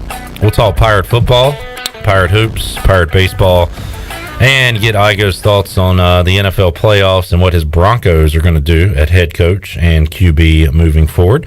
Right now, we will talk to Clayton Trutor, and he's been on the program before talking some Cincinnati Bearcats athletics in the past, among other things. But he's got a new book coming out that we're going to talk about regarding Atlanta sports, and he joins us today on Pirate Radio Live. Clayton, welcome back. How you doing, man? Doing great, Clip. Thanks for having me on. Yes, sir. And it has been a bit of a renaissance for Georgia and championships over the last few months. The Braves winning a World Series and the Georgia Bulldogs winning the college football playoff championship over Alabama. But your book is titled Loserville, and how professional sports remade Atlanta and how Atlanta remade professional sports. So first of all, Clayton, give us the background on the book, how you came up with the idea and what it all entails. The book started when I was a graduate student. I was writing a doctoral dissertation in history, and I got interested in the history of professional sports franchise relocations. And I looked for a city to focus on for my study, and I found Atlanta in many ways is the starting point for the modern sports business. Atlanta is the first city to really go out there, roll out the red carpets, go from having 0 professional sports franchises to teams in all 4 major professional sports leagues. And they did this in a very short period of time. In 1965, Atlanta had no major pro sports teams. By 72, they have the Braves, the Falcons, the Flames, and the Hawks. And this is largely the effort of civic leaders to go out, promote the city to the major sports leagues, and also make substantial offers of public investments in pro sports. So the book is a study of Atlanta's pursuit of pro sports, then the response to those teams by the fans and their performance on the field in subsequent decades. The book is mostly focused on the 60s and 70s, but certainly covers on more recent decades. It is essentially a story of the city and its teams in this particular time period. And Clayton, you hear and as a Braves fan, I can certainly say that you did get a bit spoiled in the 90s with their run, and game 81 of the regular season was not that important because you knew they were going to go to the playoffs, and it was all about could they win a World Series. They won 1, and that was it during that era. And I feel like Atlanta as a whole kind of got the rap as a bad sports town when it came to the following teams, and certainly all the losing didn't help. So how about back in that era? What was it looked at from a fan perspective in Atlanta? Well, the title of the book, Loserville, comes from a man named Louis Grizzard, who was the editor of the Atlanta Constitution. He did a 2-part front-page series in July 1975 called Loserville, which detailed the lack of support the teams were receiving after the first major league decade in town and lack of success the teams had. So Atlanta's reputation in many ways goes back to the 1960s. People were surprised how poorly the Braves particularly how poorly the Hawks drew when they got to town. The Hawks were an immediately good team. The St. Louis Hawks had just won the NBA's Western Division the year before they came to town, but they were drawing 3,000-4,000 people to their games while finishing first or second in the Western Division. So the idea that Atlanta's teams struggle to draw a fan base is nothing new. It's something that really dates back into this era as well. And I can go into a lot of the different reasons why that's the case if you'd like. Yeah, well, and I'm thinking about it now. You know, the Braves just had recent success. The Hawks with Trae Young could be on the up and up. The Falcons are a bit down, but I think about the isn't it their MLS team that sells out and wins, Clayton, that maybe has the best fan support in Atlanta right now? Right now, absolutely. Yeah. United won the championship 2 years ago. They've been filling Mercedes-Benz Stadium quite well. How long that lasts is another question. I think that's always been an issue in Atlanta, too, kind of a fickleness among their fan bases, that when the teams are successful, they will draw well, but they don't other times. And I think in large part this is a product of Atlanta being such a community of transplants, that you go to Atlanta, even other people who are from the South, they're from somewhere else in the South, let alone being from Detroit or Chicago or Boston or New York or some other city in the North. So Atlanta has always had to deal with having a significant part of its population being relatively transient, also having a highly suburban population, a very spread out population, has made it tough for these teams to be a durable draw as well. And with so many new people in town all the time, it's very difficult for these teams to become, well, this was my dad's team, and it was his dad's team, and it was his dad's team. That really isn't the case with pro sports in Atlanta. Atlanta certainly had a strong sports culture before the big leagues got to town, and those sports continue to draw wide support. Obviously, college football with Georgia Tech and Georgia, high school football on Friday nights, golf, boating, tennis, stock car racing, professional wrestling. On many a Friday night, pro wrestling at the City Armory, which was built during the Cleveland administration, outdrew the Hawks at the Omni with Pete Maravich playing for them. You have the most popular basketball player in the country. More people are going to watch, Mr. Wrestling #2 and Dusty Rhodes and stuff at the unair conditioned City Armory. Wow. We're going to sit in theater seats at the Omni to watch Pete Maravich play. So people who were natives to the area and region, many of them maintained their traditional sporting interests and didn't necessarily just all of a sudden transform their interest to teams that had Atlanta across their chest. So having an existing sporting culture, being such a suburban marketplace, and also having all these transplants has made Atlanta always a very difficult draw for pro sports. I mean, certainly there are many diehard fans there. ABS with Turner, particularly the Braves and Hawks, developed a broader regional appeal, being on TV all the time. But in many ways, the problems Atlanta faces now and the flack it gets as a market really all dates back to the 1960s and 1970s. And even though Atlanta essentially invents the model of public financing of pro sports as a way of luring in the big leagues, other cities have followed this, whether it's San Diego or Tampa or Houston or Phoenix. They face many of the same problems. They're cities with a lot of transplants. They're cities that had their own sporting culture before they became Major League too. In particular, in a lot of Sun Belt places, because the weather's so good, the idea of going and sweating it out in the stands or in an arena is not quite as appealing as it might be if you're in the Northeast. So I think a lot of these other markets that followed Atlanta's path to the big leagues faced a lot of the same problems and for a lot of the same reasons. Clayton Trutor joining us today on Pirate Radio Live. The book is Loserville, and folks can pre-order that right now, right, Clayton? When does the book come out? The book comes out on Tuesday. It's available for pre-order on Amazon and Barnes & Noble and all the well-known websites for book sales. And so it'll be available next Tuesday. You mentioned the Atlanta Flames, which I forgot was a thing until you mentioned it. And then, of course, the Atlanta Thrashers. I still see Atlanta Thrashers memes on social media. I guess, would you never say never, but is Atlanta done trying to bring a hockey team there, you think?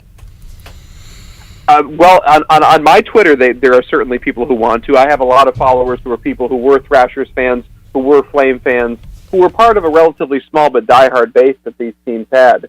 There certainly is a push in Atlanta, and I think any market as big as Atlanta always has a shot to get back into the league. There's just the lure of having this broad regional market, and Atlanta really being the hub of this broad marketplace that I think always makes it an attractive market, even though it's had trouble in the past. In terms of the Flames, one of the big arguments in my books is that the Flames did not really fail as either an attraction or an on-ice product. They made the playoffs in 6 of their 8 seasons when making the playoffs was a more difficult thing to do. They had above-average attendance in 5 of their 8 seasons. They, particularly among affluent Northsiders in Atlanta, developed a very strong base. Coming to a Flames game was such a novel experience in a region where there wasn't even an indoor ice rink at the time that the Flames arrived in 1962. So going to the Omni, going to see the Flames, then heading over to Underground Atlanta when it was still a very popular attraction, that became the go-to night out for tens and thousands of people, particularly kind of upscale consumers in metropolitan Atlanta in the 70s. The Flames' issues had more to do with their owner, Tom Cousins, who was a major real estate investor in Atlanta, who got into trouble building a broader complex. There's the Omni Coliseum, which is the arena that the Hawks and Flames played in, but then there was a broader mixed-use development with a mall and office buildings and hotels called the Omni International Complex, which opens in 1975, and by 1978 is the largest bankruptcy in U.S. real estate history. So Cousins is scrambling around looking for money. He ends up selling the Hawks to Turner for pennies on the dollar, basically, in terms of the Flames. 2 years later, there's some investors in Alberta, oilmen, who are looking to get an NHL team to put in the new Olympic arena they're building in Calgary for the '88 Olympics, and the team ends up moving to Calgary for that reason. So the Flames, they're a victim of circumstances more than they are their success on the ice or the actual support they received. The Thrashers are a little bit of a different story. I think in partly the issue with them is the Sun Belt market for hockey was already a little oversaturated at that point. The Flames were kind of out on their own when they arrived in the 70s, but things by the late 90s when the Thrashers get there are a little different. Clayton Trutor joining us. Loserville is the book, available Tuesday. You can pre-order now. And Clayton, we've had you on the show in the past talking some Cincinnati athletics. Are you still doing your work with Down the Drive covering the Bearcats? Yes, we cover Bearcats football and men's and women's basketball primarily. I mean, fantastic football season. The basketball season's heating up a little bit too. They're on a 3-game winning streak. They're heading over to Temple tonight, so hopefully things are looking good with that as well. Clayton, what's the next idea? I know, look, we're celebrating Loserville coming out, but there's got to be something in the hopper. So, what are the next topics you hope to explore via book? I'm working on my second book right now, which is about college basketball in Boston in the 1980s. It's you have Jim Calhoun, Rick Pitino, Gary Williams, all basically learning to apply their trade in the city at the same time. Done about 90 interviews. I'm about halfway through the book now. I have a contract for that with the University of Nebraska Press, as I did with my book Loserville. Awesome. Comes out in late 2023. Yeah, good stuff. Once again, if folks want to check out Loserville and get that book, Clayton, how can they do that? They can head to Amazon.com or Barnes & Noble, and it's available for pre-order now. Comes out on Tuesday, February 1st. And if you guys are interested, you can follow me on Twitter, too, at Clayton Trutor. All right, Clayton, good luck, man. Thanks for joining us. We'll get you on in the future. Interested in that college basketball book. Those are some big names there in the Boston area in the 80s. So when you're ready for that one, we'll have you back on, and I'm sure we'll get you back on to talk some Cincinnati athletics at some point, too. That sounds great, Clip. Thanks for having me on. It was a real pleasure. All right, thank you. There is Clayton Trutor. Check out Loserville. You can purchase it now. The story of Atlanta sports back in the 60s and 70s. Jeff Charles was in Atlanta when, Shirley? Early 80s, I guess? He wasn't there in the 70s, was he? I don't think he was in there in the 70s. I have to ask him I have to double check, but I definitely know he was there in the 80s. Yeah, he saw some not great Braves teams. I remember while he was there. He's talked about that. Mm-hmm. I watched a lot of not so great Braves baseball at that time too. Yeah, I jumped on. I kind of sort of remember the tail end of the bad days, the end of the Murphy and Horner days. So you joined in right about the time that I was watching and kind of got away from Braves baseball because, you're talking about like guys like Otis Nixon, Dale Murphy, Bob Horner. I always remember Ozzie Virgil as catcher for some reason. Yeah. I mean, I just remember the powder blue uniforms and just days of watching really long baseball games and, not coming out on the positive end of them. So, but yeah, that would have been right about the time that I kind of drifted away from the Braves franchise and started, because that was about the time that I discovered that other baseball games could be seen on TV. Because back in those days, you couldn't. You thought the Braves were like the Harlem Globetrotters. They were the only ones. I thought they were the only baseball team in town. I mean, I didn't know that you could see other baseball games, and I kind of drifted away. And that's about the time that you kind of took over. And I jumped in at the right time. I was definitely spoiled to be a Braves fan in the early 90s. All right, let's take a break. We'll come back. Kind of re-hit some of the Sean Payton stuff. Jeff Nadu says he thinks Sean Payton will not coach next year or moving forward. Sean Payton just had a press conference, and 2 minutes ago, Andrew Siciliano just tweeted out a quote from that press conference where Payton says, "My plans are not to be coaching in 2022, and that's just how I feel," end quote. Interesting. Also, Michael responded to that tweet that said, "This presser reminds me of Bill Cowers." Remember, like every year we would say, well, all right, I know Bill Cowher retired, but when's he coming back? Is he going to go to NC State? He's got his Raleigh ties. Is he going to go back in the NFL? He never did. Never came back. Stayed on TV. Yep. Well, it's probably a better gig for him. And, it's just shocking to us to see guys go out when they have so much more left. And Sean Payton, for how old is he? I mean, think about Jimmy Johnson, too. I mean, a guy, he could coach. He could still coach if he wanted to. He just chooses not to. Sean Payton is 58. He looks younger. We think of him as younger than he is probably because he got such an early start. Yep. Like Mike Tomlin. How old do you think Mike Tomlin is?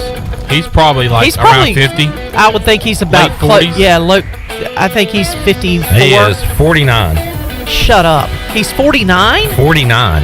Wow. How old do you think he was? 54.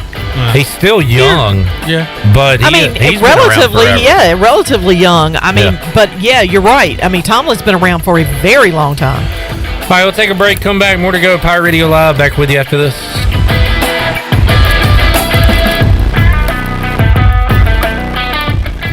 North Carolina State Parks is proud to announce that they have partnered with the Hometown Strong program. Our visitor centers are now equipped with public Wi-Fi to help kids with school. Remote learning has become a critical public health measure in maintaining social distance and continuing to educate our young people. Take advantage of Wi-Fi and a hike at Goose Creek State Park or a day trip to the beach and access remote learning at Fort Macon State Park. For more information, visit hometownstrong.nc.gov. Woo! Papa John's just took their fresh, never frozen dough and hand stretched it New York style. So you can fold it or not. I ain't gonna lie though, I fold it. Get a New York style pizza from Papa John's. Hey, Pirate fans, the new Papa John's New York style pizza is a MVP move for game day or any day. Place your order online at papajohns.com and sign up for Papa Rewards. Papa John's, the official pizza of the ECU Pirates. BMS Builders is your premier custom builder in eastern North Carolina. With Blackwood and Mills Creek in Greenville, Dalton's Cove in Farmville, and Belmar and Ayden, these are just a few of the developments featuring BMS Builders homes. They can build the home of your dreams. Just ask Dr. Dennis Ross in Greenville or East Carolina football coach Mike Houston. They built their homes, and they can build yours as well. BMS Builders. Give them a call at 916-1578 for BMS Builders. We paid how much for those lessons? Shh. She's doing great. Oh, yeah, totally. Can you pass me a Pepsi Zero Sugar? Great job, honey! Oh, look at that. That's not the end. No way. Now it's time for the encore. You know what? You're right. 5 times? Not enough times. For everyone who traded in rock concerts for their kids' recitals, you've compromised enough. Pepsi Zero Sugar. That's what I like. Here is your ice-cold Pepsi Zero Sugar, sir. Oh, thanks. Wanna watch the game? Ooh, little sports ball on a Sunday afternoon. Don't mind if I do. Hey, did we win? It sounds like we won. It's still the first quarter. I must be lucky. People say that about me. Tough break on that free throw there. Shouldn't be doing that. Dude, we're watching football. Come on. For everyone who spent the entire game explaining the entire game, you've compromised enough. Pepsi Zero Sugar. That's what I like. Hey Pirate Nation, this is Tom with Team Coop Strong. We want to invite you to the Coop Strong race on March 19th. This unique race has a 4-mile course, a ruck division, and an awesome after party. Proceeds support the local nonprofit Coop Strong, which provides financial support for those fighting ALS, scholarships in memory of Dr. Nelson Cooper, and funding for ALS research. You can sign up at runtheeast.com and follow Coop Strong on Facebook for all of the details. As always, we appreciate your support, and go Pirates! Be sure to check out David Price Construction for all of your commercial or custom residential renovation and building needs. Run by ECU alumni, David Price Construction specializes in commercial projects, maintenance on facilities, and large-scale residential renovations and additions. Proud to be voted the Remodeler of the Year by the Home Builders Association of Raleigh-Wake County in 2018 and Best Business Commercial Remodel Project winner for 2020. David Price Construction, the proud ECU Home Services partner. At Jimmy John's, we don't make sandwiches. We make the sandwich of sandwiches. We use fresh veggies because we don't hate salads. We just feel bad for them. We make our sandwiches exactly how you want because you're the one who's eating it. And we bake bread all day, every day because stale bread isn't bread. It's croutons.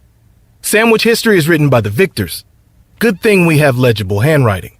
Jimmy John's, the sandwich of sandwiches. Order pickup or delivery on the app. Pirate Radio. We're going to be bigger, faster, stronger, and older. That's always a good combination. The voice of the Pirate Nation.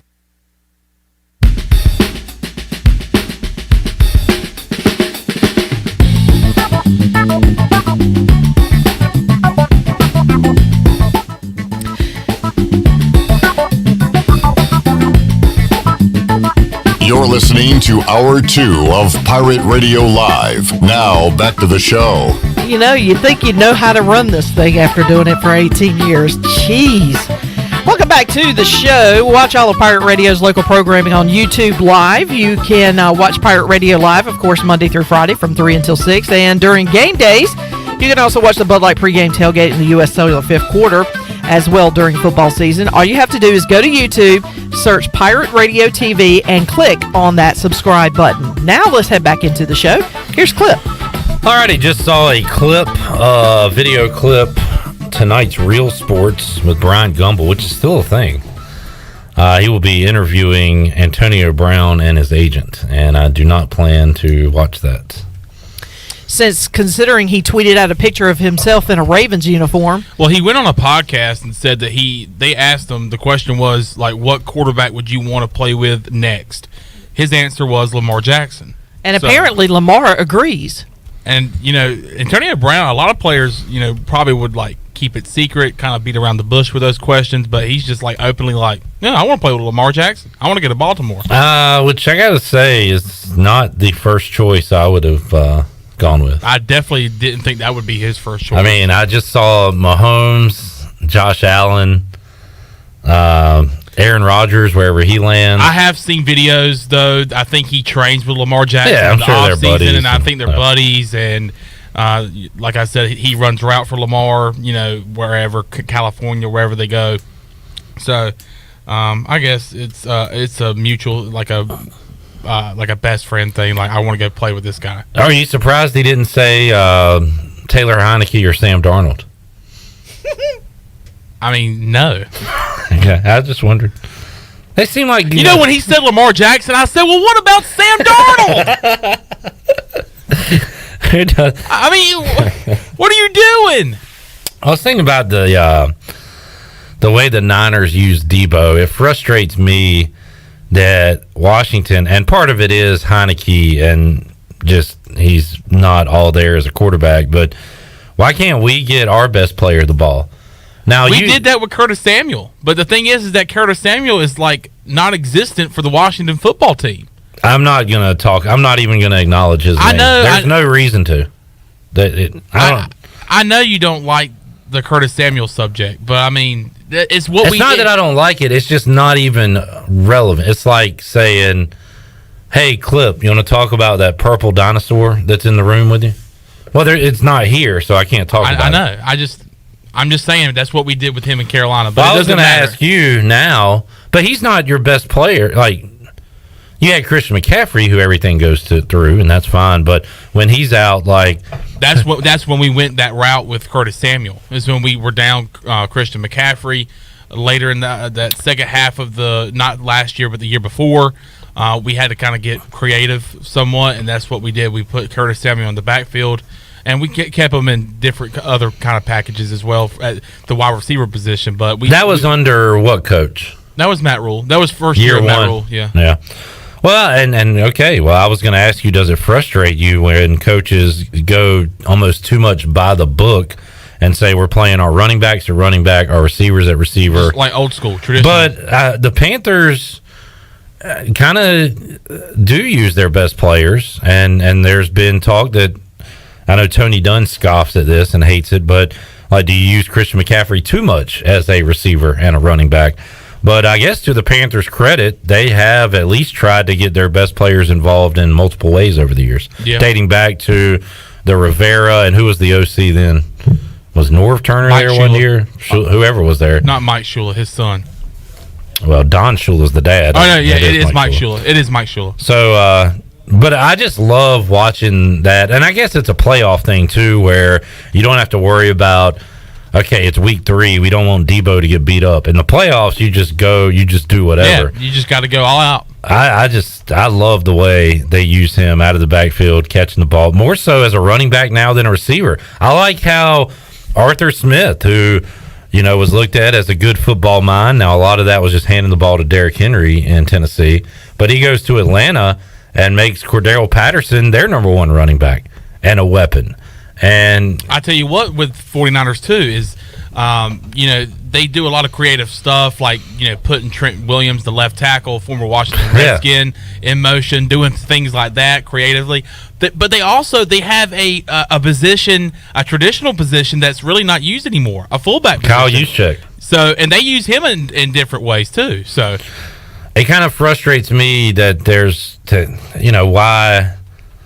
why are we not being as innovative as Kyle Shanahan and his offense? Because it's fun. Rams do a lot of cool stuff. Like, I don't know. They also have the Rams and other teams. They have a lot of talent, which Washington doesn't. And moving forward, I just think we kind of get away from the traditional. Well, that's what I was going to say. Specialization of positions. Maybe this is just a slow development, because it's kind of been like that with football, as it's began. I mean, the air raid was like that. Well, why don't we start doing the air raid? Now you see it everywhere in football. So maybe that's now teams are going back to like the tight end. Oh yeah, it's kind of cyclical, right? Like there's different cycles and stuff. Speaking of the tight end, the way the Buccaneers utilize their tight ends is crazy. Being down Tristan Wirfs, the All-Pro tackle, only in his second year in the league, and I think he's a 2-time All-Pro right tackle now. But they had to. They had Gronkowski pretty much as the extra right tackle, so that kind of shows you, the creative minds in the National Football League. East Carolina going to get creative next year with Ryan Jones and the weapons they have. Can't wait. Tight end. Can't wait. See what we're going to do with him. It's crazy that we're actually saying, and being positive. And having a great outlook on the tight end room, which might have more talent. Yeah, like I know you've said this, especially since the departure of Tyler Snead. Could we say that the tight end room is a more talented room than the actual wide receiver room? The answer to that question is yes. I think we have some prospects and some potential at receiver, but nothing really proven yet outside of CJ and a little bit of Josiah Hatfield. Yeah, that's the position to watch in the off season. Come spring, like who's stepping up spring at receiver? Definitely gonna be something to keep an eye on. All right, let's take our last break this hour. We'll come back. Stephen Igoe, Hoist the Colors, will join us on the other side to talk about everything going on in East Carolina athletics, and we'll talk some NFL as well. More to go on Pirate Radio Live. We're back with you after this.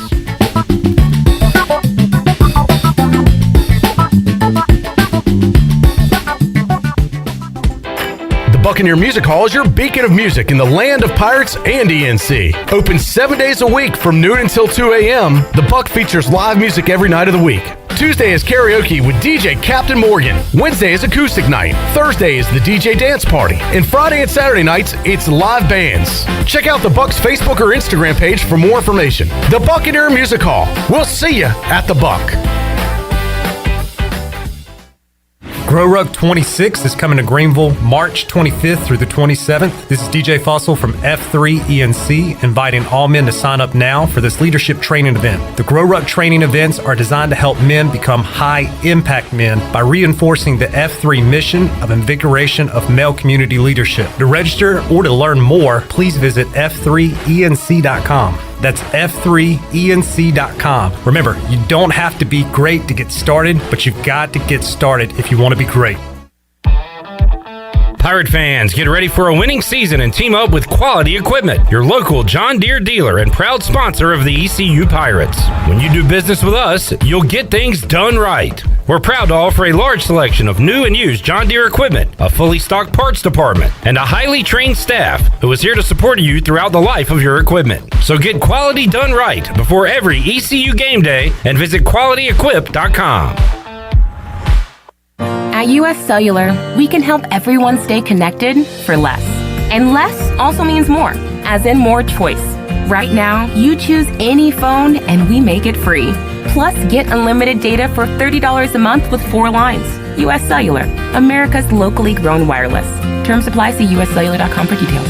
Now that life is returning to normal, we have found a lot of good things that came from the pandemic. One of them is not having to go to the wireless store anymore. The Cellular Warehouse team has been in the business of delivering phones to your home and office for 20 years. People found out about our free delivery service and love the ease of getting a new phone, tablet, or hotspot. Call Toby Williams today at 252-799-7051 so you can start experiencing the joy of never going to a wireless store again. Cellular Warehouse, your local U.S. Cellular authorized agent.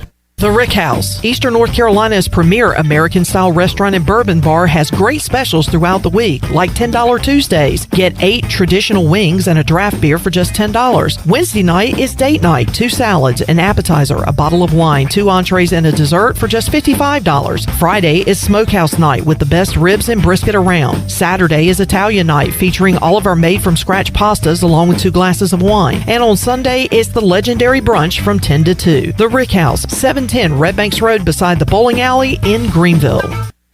University PC Care has been busier than ever repairing personal PC and Mac computers and iPhones during this pandemic. And we thank you for your support. Now, with everyone streaming and doing work from school and home, you may have discovered that your home Wi-Fi just isn't cutting it. It may be time to upgrade your home network, and University PC Care can help.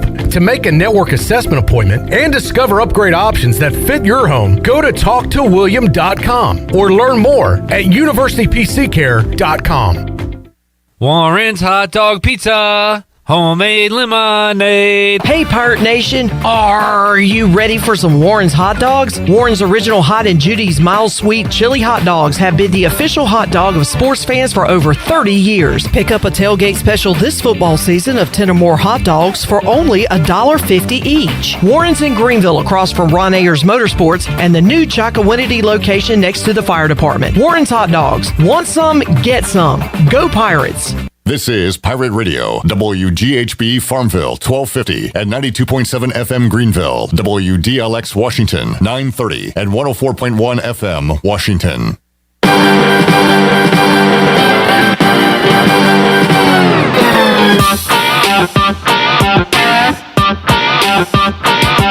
You're listening to Hour 3 of Pirate Radio Live. This hour of PRL is brought to you by Bud Light, reminding pirate fans to stay in the game and drink responsibly. Bud Light, the official beer of the ECU Pirates, and proudly distributed by Carolina Eagle Distributing since 1989. Now, back to the show. Welcome back. At Angel Oak, they continue to make customer service a #1 priority. A local mortgage advisor is the key to your transaction success. The combination of their local team's experience and their wide offerings of products from standard, conventional, government, and portfolio loans has something for every financial situation. For more information, call Talbot Green, Joanne Weir, or Wanda Hager at Angel Oak Home Loans at 751-2060. Now let's head back into PRL. Here is Clip. All right, hour 3 of Pirate Radio Live. I know we're winding down the football season here, but I just saw a couple of unrelated tweets that remind me that football is right around the corner. And one of those is a tweet about Hard Knocks and Christian Audi. Who is that, Chandler? Executive producer, Fox Sports Charlotte, says the Panthers have a very good chance of being on Hard Knocks this year. Teams with a new head coach don't qualify. Playoff teams from the past 2 years can't be forced to do it. So the NFL can force the Jets, Lions, or Panthers to do it if HBO choices don't want it. Washington made the playoffs 2 years ago. So the Panthers would be one of the teams that could be forced to do Hard Knocks, to which Chandler replied, that's great. I would look forward to the Panthers being on Hard Knocks, but not sure if you would want to see this current Panthers iteration on Hard Knocks. No. I think it would be a nightmare because all you rule haters that take apart every little thing he says are going to just hate the guy. You're going to be seething watching this in the offseason. I mean, I don't even know if he wants there to be cameras behind the scenes anyway. I mean... Well, I guess none of these coaches do, if you have to be forced to. I would want to watch the Lions. I want to see Dan Campbell coach a football team. I want to see the behind-the-scenes look I agree with that. the Detroit Lions. Those guys love him. They fight, every single Sunday for him. Kind of similar to New York. Robert Saleh, not on the level of Dan Campbell when it comes to absolute maniac. No, but you got a young quarterback in Zach Wilson that would be fun to watch. The thing about the Lions is that Jared Goff, I feel like he's a boring person. Maybe they get his girlfriend in there. So they could, if they really want to bump the views up. Yeah. Also, the other tweet I saw during the break, an NC State, the Red White Pod, I guess covering NC State, says if State's win total is set at 9.5 next season, would you bet under or over? And a State friend of mine that I follow said under. He says ECU and Greenville will be tough, and then pointed to some other games. So we're already talking Hard Knocks and win totals for next year, which gets me excited for football. Yeah, I mean, you'll blink your eyes and it'll be kickoff time. I wish that was true. Well, and the USFL premieres this year, and they are going to do a simulcast. Fox and I forget what the other channel was. That Nickelodeon. No, I want to say USA Network, but I'm not real sure. By the way, I watched college basketball on USA Network over the weekend. It was very was it the NCAA tournament? Huh? Isn't the NCAA tournament usually on USA? No. It's usually on those weird TBS, channels. TBS, TNT, True TV. and True TV. See, I used to see. I didn't even know that the USA Network still existed. Yeah, Monday Night Raw. That's their only show. Nah, Psych was a great show. One of my all-time favorite shows. NCIS, says CJ. Reruns. Those were reruns. Yeah. Well, I remember. USA Network for me was back in the day when they used to have the Saturday morning Cartoon Express. Up All Night. Up All Night, yes. Up Friday All Night, night. yes. Friday night was great. Yeah. Yeah, but I haven't watched USA Network, and if I watched it, it was inadvertent that I didn't realize what channel I was watching. It is still a thing. I was unaware. Who played on USA? It was. I took Rhode Island. Guess who missed a key free throw down the stretch for Rhode Island? A guy named Jeremy Shepard. Oh. Former East Carolina guard. Screwing me again. Jeremy Shepard. And that's where Akeem Richmond, who we just had we did a trade. Yeah. Player to be named later. And that player was Jeremy Shepard. All right. Perfect. We got a 30-minute recorded interview with Igoe, so we probably should get to that. Enough digressing. We need to regress. No. Progress. Not regress. Steven, how you doing, buddy? It's going good, Cliff. Tough to... I feel like we reached the pinnacle of sports viewing this past weekend, so I feel like we can't even look forward to what's next because there's no way it can be topped. Everything is a letdown from here on out. That includes the championship rounds. Does that include like East Carolina basketball too, Stephen? I would say that is at the complete other opposite end of the spectrum. I was trying to take your advice, and outside of tweeting and covering it on Saturday, was not going to mention it again. But now that you did bring it up, yeah, that was a total goat rodeo, as Joe Dooley would say. So I didn't watch it for multiple reasons. One, because there was a playoff game on. Two, because of the score, and more than that, like, if I did watch it, people could ask me what went wrong, what happened. But since I didn't watch it, I could just say I don't know. I didn't watch it, so I'm not someone you should ask that question to. You should ask somebody that did sit through it and watch it, and you did, Stephen, right? Yeah, mainly the first half and probably the last 5 minutes of the second half. I mean, I'll be honest. Once it got to halftime, and it was just so. I mean, I can't even come up with the right words to describe it because it's such a beat down. I pulled up Stat Tracker and I turned on the end of it was Titans Bengals, I believe, at that point, and wanted to see the end of that. And so my wife was like, "Don't you need to watch the game?" And I was like, "Yeah, but there's really nothing to watch." And so I followed it.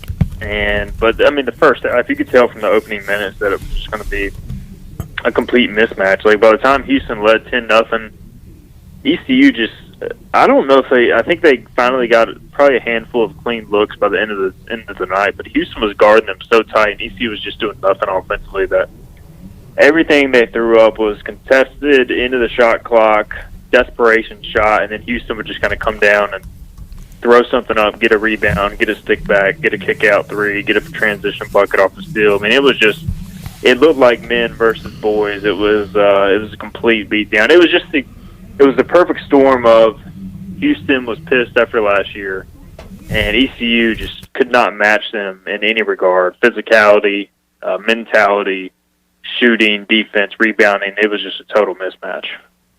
Well, now Memphis coming up for part of that game. It looked like a mismatch the first time around in Minges Coliseum. Memphis had a 19-point lead. They were flying high. It looked like they were going to run away with it, but East Carolina kept chipping away, were able to come back and win it on a Brandon Suggs bank game winner at the buzzer. The rematch coming up Thursday night, Stephen, and yeah, I've heard, and I tend to agree. You know, Memphis is going to be mad after what happened the first time around, but Memphis has had reason to be mad all year. The way they've played, the way they've lost games. Penny Hardaway finally lost it a little bit at a recent post-game press conference. They were able to win a game. They knocked off Tulsa by 2 points.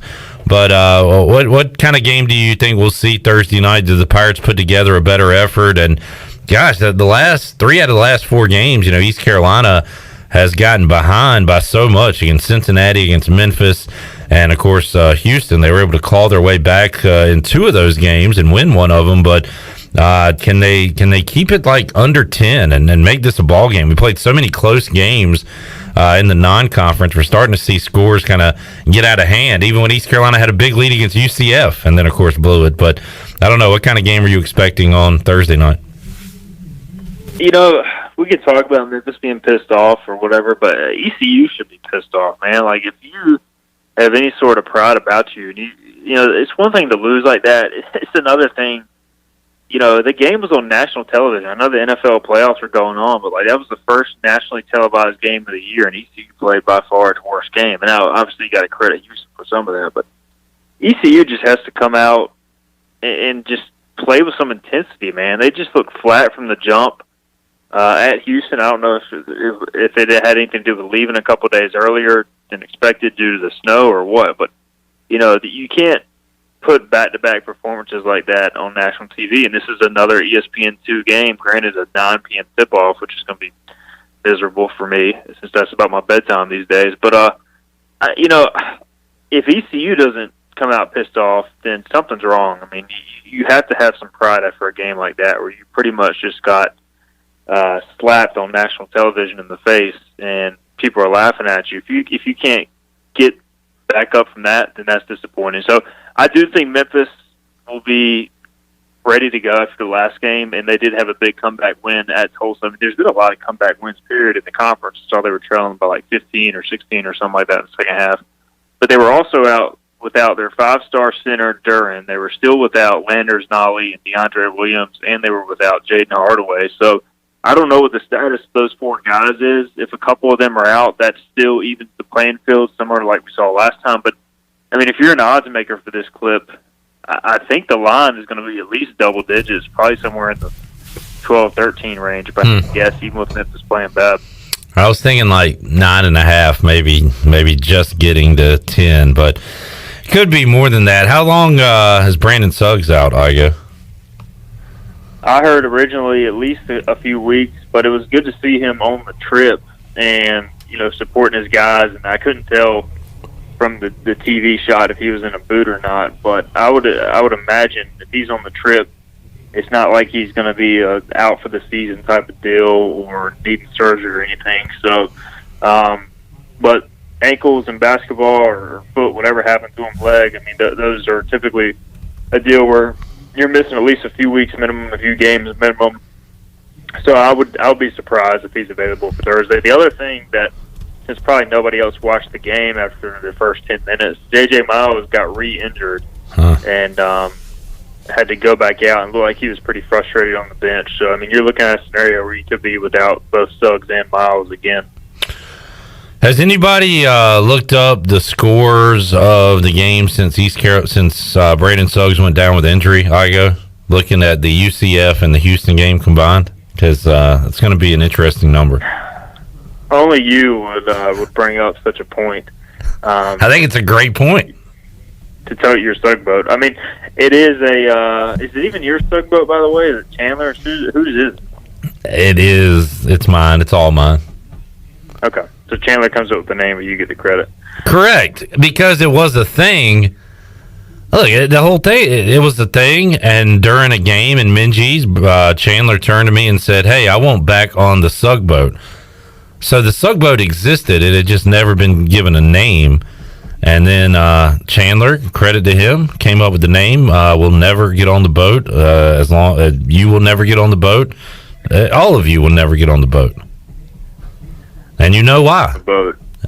And to be honest, you were driving the Brandon Suggs bandwagon. Chandler drove the boat. So Chandler should be on the boat. You should be stuck on the bandwagon. My bandwagon it's like a dual purpose vehicle. It can float on water as well. It can also sink based off some performances. But listen, man, it's a big deal because I feel like, to his credit, you know, he's not the most physical player in the world or anything like that, but he brings some intensity to the game. And, you know, he's a good perimeter defender, and obviously he does a lot all over the court, just a little bit of everything.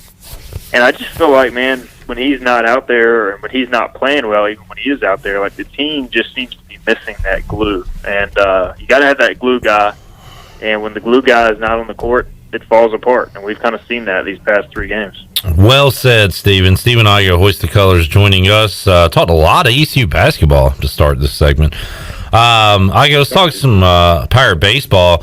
You had your Hoist the Colors VIP chat yesterday. A great question, I thought, from one of the board members there at Hoist the Colors, VIP members. He asked you, Stephen, why do we struggle with top-end pitching in super regionals? And I thought that was a great question, Igoe. Could you explain, because I can't come up with anything, why ECU would struggle against 2 pitchers taken in the top 5 of the MLB draft?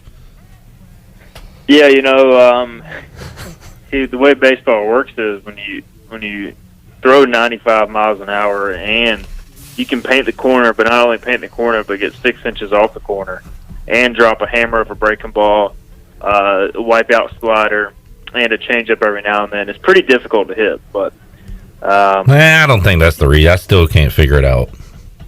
Yeah, I mean, it might be. It might just be ECU can't hit elite pitching. Turns out most baseball teams can't hit elite pitching. Yeah, I think that's. I'm tongue in cheek if nobody noticed. Nobody's hitting those guys, and it's rare when it happens. And I just found that kind of funny. Frustrated Pirate fan wondering why we can't hit, Leiter and Rocker and those guys.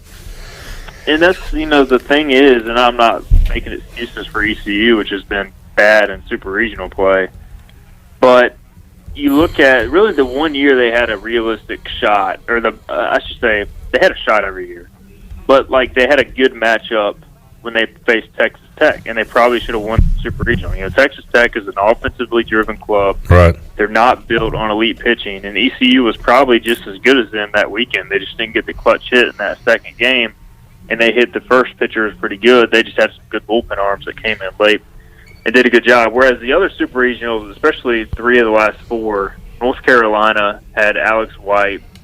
They also had, I think, Austin Warren and another. I think they had Harvey.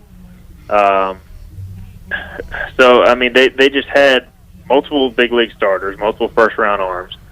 Then you had the help me out here. The most recent one, we had obviously 2 first round arms in Leiter and Rocker, and then Louisville, these 2 first round arms, Reed Detmers, and also their second guy. His name escapes me, but he was the first round pick as well. So you've faced 4 consecutive first round arms in super regional plays, and before that, 2 more.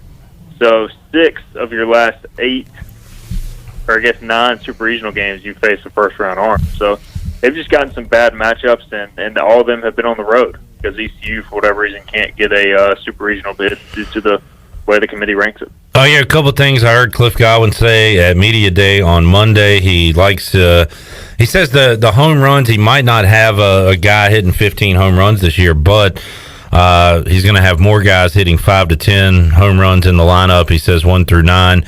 Also, he likes the speed of this team. He said might be the deepest bullpen he's had. So with all that being said, what do you think like the strength of this East Carolina 2022 team will be, at least heading into the season?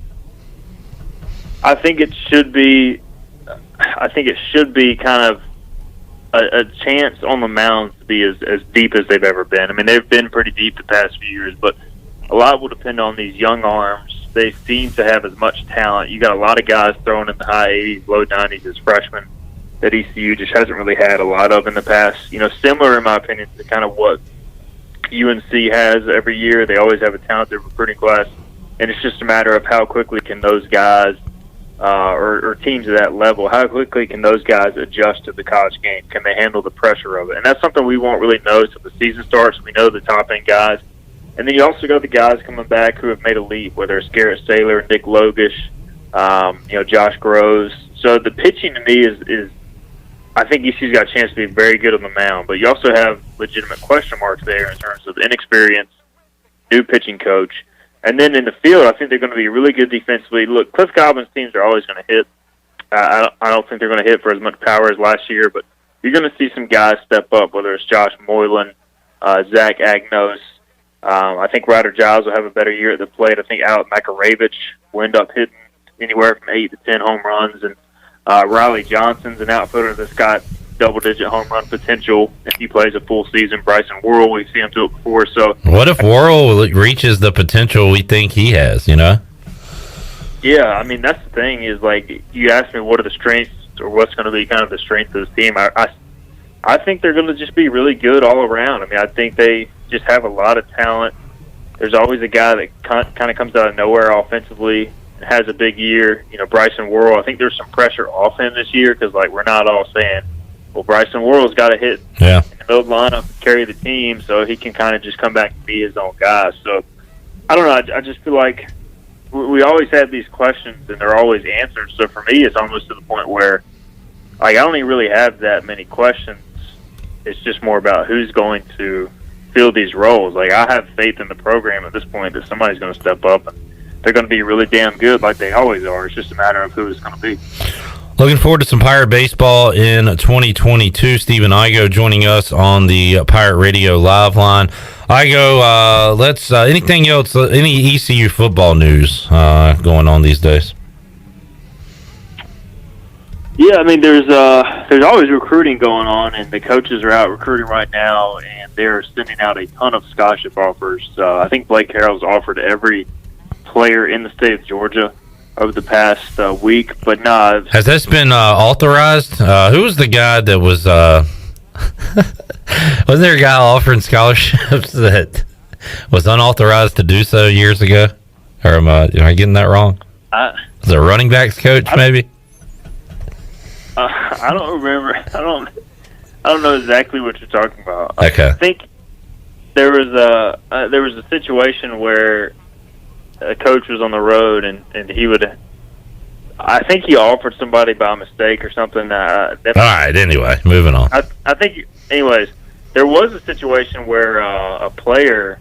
This was like 5 or 6 years ago. A player got emailed an offer from ECU, and it turned out to be a fake. Oh man, fake one. And I did an interview with him, and I checked with the source. I'm like, "Is this offer legit? Because this guy's got nothing going on." And they're like, "No, it's a fake email." Oh, so like somebody scammed him, like. Yeah, somebody was sending out fake emails that Dang. East Carolina was offering you a scholarship, and it turned out that it was fake. That's brutal. Anyway. So yeah, not as good as the time that I was helping personnel decisions, but yeah, on really one of ECU's worst defense ever. Stephen Igoe responsible for that. I'll take the blame. I mean, at least I can put it on my resume. It's true. How about and this is tough to say at this point, Igoe, do you think everything is stable when it comes to coaches? I mean, obviously something could happen, but do you think who's here now will be here at the start of the season, coaching wise? It feels that way. There's always a chance of a late change or something, but there were some guys, Trip Weaver, Latrell Scott, Chris Foster, assistant coaches on the football side that I heard had some interest going on, but ended up returning. Obviously, things can always change, but it feels like most of the staffs after the coaching changes are now set. What you're seeing now is personnel department changes. ECU is going to hire a new director of recruiting because Derek Miller left for Duke. You're also going to see probably some other guys or people hired in that department to kind of further expand that with the extra finances that Mike Houston now has to work with his coaching staff. And then there's always some GA turnover, graduate assistant turnover, because you can only be a GA at a certain school for so long. So I think those interviews are ongoing as well. But as far as the actual coaches, it feels pretty stable. And so I think you're going to see the staff stay the same. And now it's really, there's a lot of emphasis on the recruiting for 2023, but they're also having some visits this coming weekend for some guys are trying to get from the transfer portal. Yeah, I mean, and speaking of the portal, that answer could be different when it comes to players, right? You're going to have your off-season workouts and roll into spring ball, and guys start to see where they fit into the team, and we could see some subtractions and additions to the roster still before we get into play this fall, right? I think definitely. I mean, you'll probably see at least a couple more guys move on after spring because there's just always another wave after spring ball because you have guys who expect to be in a certain place in the program, and then they go through a spring practice and they realize, hey, instead of second on the depth chart, I'm fourth or fifth. Let me get out of here and try to go play somewhere else. So there's going to be another wave. It's not just going to happen at ECU. It's going to happen at every program. It's part of college football now. You get the postseason wave kind of in December and January, and then you get the post-spring wave in April and May. And, would still like to see the NCAA at some point come up with a time slot for when guys can enter the portal and make decisions so guys just aren't trickling all the time and it just being a never-ending thing. But, yeah, there will definitely be some more, and I think you'll see ECU go through spring ball, see what its needs are, see if, hey, is this third-year offensive lineman ready to step into a starting role or a backup role? If not, let's go get another offensive lineman or, if that's receiver or whatnot or linebacker. So I think those are things that are kind of ongoing. Let's talk a little NFL before we let you go. Sportsbetting.ag on the odds of Aaron Rodgers' next destination. Where will Aaron Rodgers be week 1 of the 2022 season? The favorite is the Denver Broncos. How realistic do you think this is? I think that he is their number one target and has been since last offseason. Remember when the whole Mark Schlereth put out a tweet that Aaron Rodgers traded to Denver confirmed? It just feels like Denver's going to, by the way, what a disaster that would turn out to be. Got my hopes up for no reason. it feels like Denver's going to do everything they can to get Rodgers. The other theory thrown around is they're going to try and hire Dan Quinn so he can get Russell Wilson because he used to be in Seattle and they've got a good relationship. But I don't know, man. It's interesting because Denver's top two candidates in coaching right now. You got Nathaniel Hackett, the Packers offensive coordinator, who's in doing an interview yesterday. And then you got Dan Quinn. And each of those guys are tied to either Aaron Rodgers or Russell Wilson. So a lot of people are theorizing certain things. We'll see if it comes to fruition because everybody in the NFL is going to be after these two guys this offseason. And it remains to be seen if they'll actually depart from their current teams.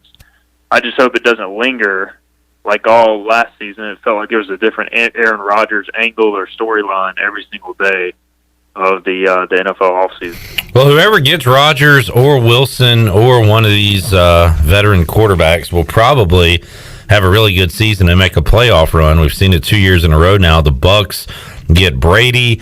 They got a lot of veteran pieces around them. They win a Super Bowl. And this year it's the Rams who kind of went the NBA super team route. And, Matt Stafford had his issues in Detroit.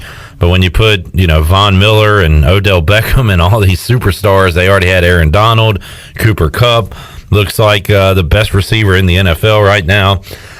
Put all them together, they are hosting the NFC Championship with a chance to host the Super Bowl. And I said it to you, Igoe, after the Cardinals game, that Von Miller looked like he was rejuvenated, and you kind of said you thought he was maybe just kind of bored playing out the string in Denver with not a lot of talent around him. But you put some guys around him, you put some high-stake games in front of him, he looks like his old self right now. Yeah, man, he was crushing the Buccaneers left tackle, and he was crushing Tom Brady in the playoffs, which I love to see. I still remember when he single-handedly dominated that AFC Championship game the year they won the Super Bowl, that he also single-handedly dominated. But, I mean, it's just, how do you do it? How do you block Aaron Donald and Von Miller, two of the greatest pass rushers in NFL history, on the same defensive line? You arguably have the top interior defensive pass rusher in NFL history in Donald, and probably a top three defensive end, outside linebacker, edge rusher in NFL history, and Von Miller. And I don't know. What do you do? Especially as the Bucs did, they kept falling behind. And let's be honest, the only reason that the Bucs were even in the game was because of a Rams implosion. It wasn't even the Bucs really doing anything. The Rams were just imploding. And surprisingly, it wasn't Stafford. It was Akers fumbles. Even Cooper Kupp had a bad fumble. Yeah, you had Akers fumble going in. You had Kupp fumble. You had the snap issue. Yeah. Another Akers fumble. I mean, they tried to hand that game over on a silver platter, but kudos to them for making the play at the end to find a way to win. And it's amazing. Each year in the NFL, it just feels like, it used to be if you scored with under a minute to go and the other team got the ball, like, you felt pretty safe. But now it's like, obviously, 13 seconds is a little abnormal.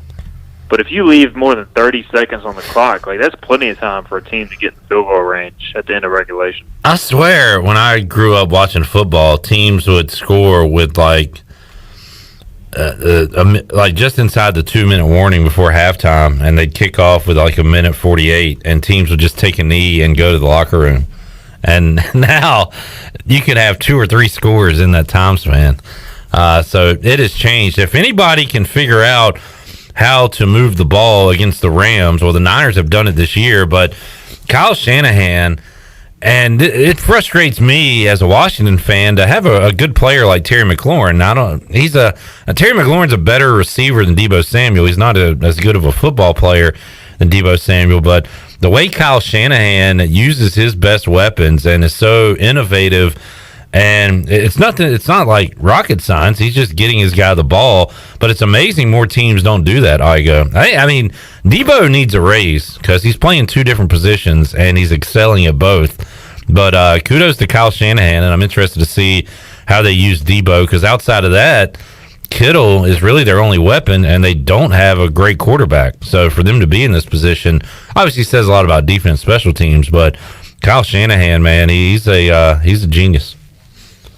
Yeah, I was about to say you just have to give them a lot of credit because they're doing different stuff with them, and you know that the other team's game plan is to try and take away Debo and Kittle. And to be honest, I mean, Jimmy G doesn't scare you at all. So if you do that, you feel pretty good. Obviously, if you don't screw up on special teams like the Packers did. But, it's interesting because it felt like they just started doing this in the playoffs, obviously, and now we'll see how the Rams adjust to it now that they got 2 weeks of tape.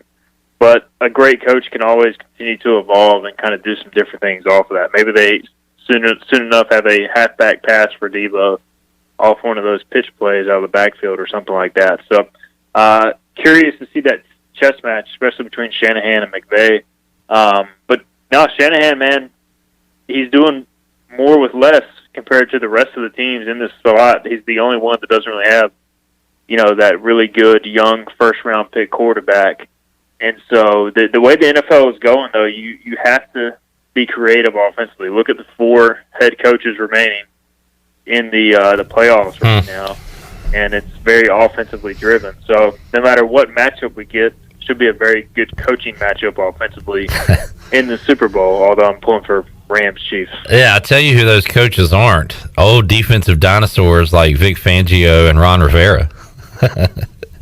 Yeah, they are the complete opposite. Yeah. So how about multiple ways it's going to count. But I saw a stat going into the Bengals Raiders game about Joe Burrow in elimination games in high school, college, whatever, and he was like 8-0 or whatever when his team had to win, and I guess you can tack on 2 more wins onto that.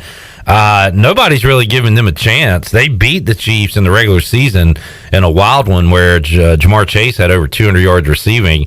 So, Stephen, is it out of the realm of your possibility that the Cincinnati Bengals could be back in the Super Bowl for the first time in 30-plus years? I think it's not impossible, but I just don't think they're ready for this. I think this is a year too early for them. Usually there's that evolution of a young quarterback. We see it so often. Look at Mahomes, the first time he made it deep into the playoffs, they lost to the Patriots in the AFC Championship game, and then they've since gone on to make 2 straight Super Bowls, maybe a third.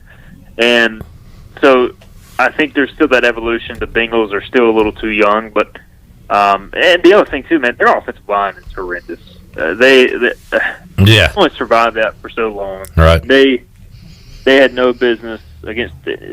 By the way, if your boy Tannehill wouldn't have played the worst game of his career, maybe we wouldn't even talk about the Bengals right now. Rough week to be on the Tannehill bandwagon, I'll admit. Are you on the Tana boat? The Tana scooter has lost the wheel, Steven. Yeah, well, maybe Tyrod can go there next year and Super Bowl. But no, yeah. No, you're right. They're kind of living on the edge with the way they don't protect Joe Burrow. Yeah. And it could all come crashing down this week. I was thinking about it. I'm like, from a gambling perspective, hey, I'm just going to take Joe Burrow props and have him over yards, over attempts, all that stuff. And then I thought to myself, well, is he going to finish the game? Because, he's going to keep taking these hits. He's going to have to leave the game eventually. Yeah, he's getting beat up, and he got hurt last year with the same issues. So, to the Bengals' credit, we all criticized when they drafted Jamar Chase. And, yeah, I thought they should go O-line with that pick. I mean, he's turned out to be a freaking stud. I know. So they got that one right, although they still need to draft some damn O-linemen now. But the problem with the AFC as a Broncos fan is like, unless they get Rodgers, when is Denver going to be relevant with Mahomes, Herbert, Allen, Burrow, all these young quarterbacks in the league? It feels like every AFC Championship game from here on out is going to be Mahomes and Josh Allen. It felt like rooting for an Eastern Conference team during the LeBron days in Cleveland. Like, what's even the point of playing?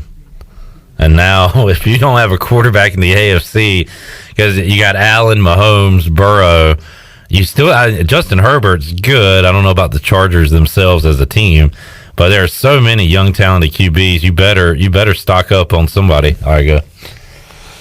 Yeah, so I'm hoping for Rodgers for another mini run. Although I do feel like this is payback for years of torment teams with Elway and Manning. So yeah, you give some out and then you take some. Just like I feel like it's coming to the Steelers, and I think it's coming to the Packers here after years of. It's got to come to the Packers. It's disgusting that they've gone from Favre to Rodgers my entire football watching life. Yeah, they're due for a stinker, and the Steelers I think are due as well. Although Tomlin always seems to find a way. We'll wrap it up. This is no surprise to you because this news came out like 4 hours ago. It's not like we're recording this at 1:54 and the news just broke or something. We already knew that, so this is not going to surprise you. But Sean Payton earlier today informed the Saints that he's stepping away, according to Ian Rappaport. But we already knew that, right? Wow. I mean, that's old news at this point. Crank up the coaching carousel once again. I like this because Peyton's probably not going to retire. He's going to go somewhere. The Saints are going to have to fill a spot. Let's crank this whole thing up again. I tell you what, I'm glad, and I hope that by the time that I say this, that the Broncos don't hire a coach. Yeah. In the next 30 seconds, but scrap Hackett and scrap Dan Quinn and give me Sean freaking Payton. Peyton Rodgers together. I go Broncos Super Bowl run. I would lose my mind. It's a move, and there was a lot of talk about Doug Peterson being sought after. Sean Payton will definitely shoot to the top of that list. It'll be interesting to see what happens there, and and then if you're the Saints. Are the Saints about to enter another period of irrelevance? You lose, I think so, coaches in football, and you lose Breeze, obviously, last year. Yep. I don't know. I mean, it's a tough time to be a Saints fan, maybe. And does Jerry Jones give McCarthy his walking papers and bring in Peyton? Yeah, do the Cowboys try to bring in Peyton? If you're Peyton, do you really want to go to the Cowboys? Nah, get to work with Dak. He's all right. I don't know. This is fascinating, though, because he just became the number one on the big board for teams without a coach. So, yeah, 3 hours ago. 3 hours ago, correct. All right, Igoe, thanks for joining us, man. Anything to plug your way? Similar to you guys, we got a ton of the Baseball Media Day coverage up. I dropped all the audio on our latest podcast, and so check that out. Awesome stuff. First-class event every year. No Ronnie this year. So that's weird. Carry the question. Yeah. And I felt bad asking Zach Agnos about his father passing early this offseason, but I wouldn't be doing my job if I didn't. And so I checked with Cliff and Malcolm and Zach before just to make sure he was comfortable talking about him. Yeah. It's a tragic situation, but you got to love the fact that the family in that locker room is truly a family, and they all kind of pick each other up. So working on a story about that, obviously, and kind of the tragedy involved there. But Zach will obviously be playing with a heavy heart this year for the Pirates. Yeah, and just like you said, awesome to see his teammates, coaches, and the Pirate Nation rally around the Agnos family because they are part of the Pirate family. Stephen, thanks for joining us, man. We will talk to you again next week. All right, Clip. Appreciate it. Stephen Igoe, Hoist the Colors, joining us today on Pirate Radio Live. We'll take a time out. When we return, I am prepared to offer an invitation onto the Sugboat to one lucky man. So there's a clue. It is a male. When we return. Which sucks because I'm the one that's actually wearing a shirt that says I'm on a boat. How ironic is that? It will not be Shirley invited. Will this person... So there's another clue. It is a human man. Will this human man, Homo sapien, accept the invite onto the Sugboat? We'll find out after this.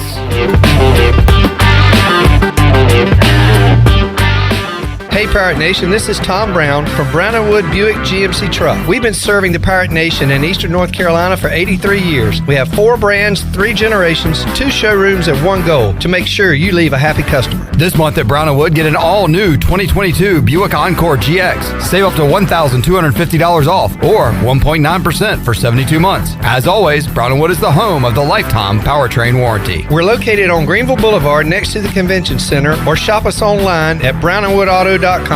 Hey, Troy D here with my good friend Kelvin Rawls from Pest Tech. Kelvin, I just want to thank you and Chris and all the great folks at Pest Tech for such awesome service. You totally eliminated the mosquitoes in my backyard, plus the fire ant problem I was having in the yard. Hey, you're certainly welcome, Troy. I have heard the same thing from all of our customers through the year of COVID. With everyone being home, they want to enjoy the outside and being mosquito, fire ant, and pest free. Enjoy all your property from the kitchen to the curb. Visit pesttechofgreenville.com today for complete service. I can't think of anyone who doesn't love a clean car, but how often do you actually go to the car wash? Does it take too long, or maybe it's just not a very nice place? Tommy's Express changes everything. Our wash is bright, inviting, clean, and fast. I love the flat conveyor belt. So easy to pull onto, much smoother ride, and safer for my car. And when you join Tommy Club, you can wash as often as you like for one low monthly price. I save money and time. We're Tommy's Express. At the corner of Greenville Boulevard and Red Banks Road, Greenville. Woo! Papa John's just took their fresh, never frozen dough and hand stretched it New York style. So you can fold it or not. Hang on, I fold it. Get a New York style pizza from Papa John's. Hey, Pirate fans, the new Papa John's New York Style Pizza is a MVP move for game day or any day. Place your order online at papajohns.com and sign up for Papa Rewards. Papa John's, the official pizza of the ECU Pirates. The convenience of Pitt Greenville Airport is waiting just outside your front door. Service is back, so you're connected to destinations worldwide through flights from American Airlines. Plan your next trip. Book your flights today at flypgv.com or aa.com. Avoid the long check-in lines and congestion at the big airports and fly local at PGV. Fast, convenient, and close to home, PGV has more American Airlines flights. Book today at aa.com. PGV, where the pirates fly. If you like the look, if you like the style, you'll love it for less at Bostic Sugg Furniture. We make it so easy to bring style and beauty to every room in your home. And today, get store-wide savings on brands you love, with hundreds in stock and ready for you. Pamper yourself on a new Serta Arctic mattress and get 2 free Arctic pillows. Plus, 48 months special financing with no minimum purchase. Now, at Bostic Sugg Furniture. This is Mark Washington with Max Sports Performance at Max Fitness.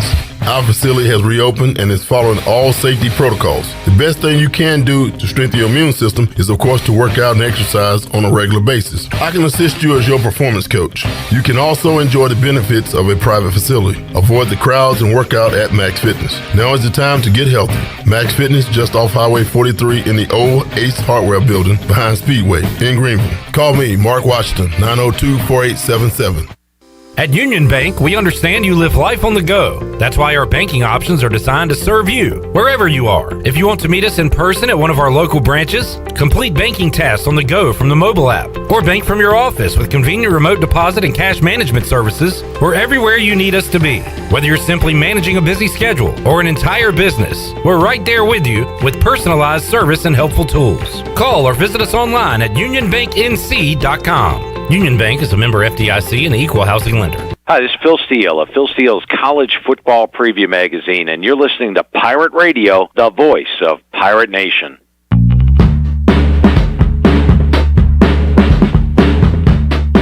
You're listening to Hour 3 of Pirate Radio Live. This hour of PRL is brought to you by Bud Light, reminding pirate fans to stay in the game and drink responsibly. Bud Light, the official beer of the ECU Pirates, and proudly distributed by Carolina Eagle Distributing since 1989. Now, back to the show. Welcome back. Quality Equipment is your full-service John Deere dealer with 28 locations to serve you. Quality Equipment is open in Winterville next to Sam's Club, or you can visit qualityequip.com to find a location near you. Now let's head back into Pirate Radio Live. Here is your host, Clip Brock. Back with you on Pirate Radio Live here on a Tuesday.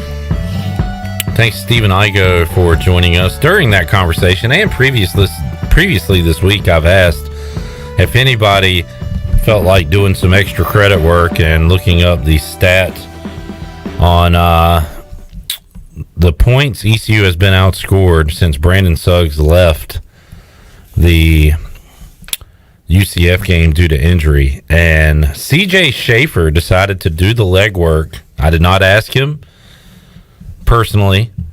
He, out of the blue, he told me he had the numbers ready. East Carolina has been outscored 133-66 since Brandon Suggs went out of the game against UCF with an injury. That is just an unbiased, unemotional, non-opinion. That is fact. That is a stat. And I have no commentary on it or anything. Just throwing it out there. Now, with that being said, it is time to invite another rider onto the Sug boat. Sug. As I look to my right, I told you it was a man, so that's Shirley, you're out. Chandler there, definitely not him. CJ, come in. Come join me here in the Pirate Radio studios for a moment. CJ, welcome.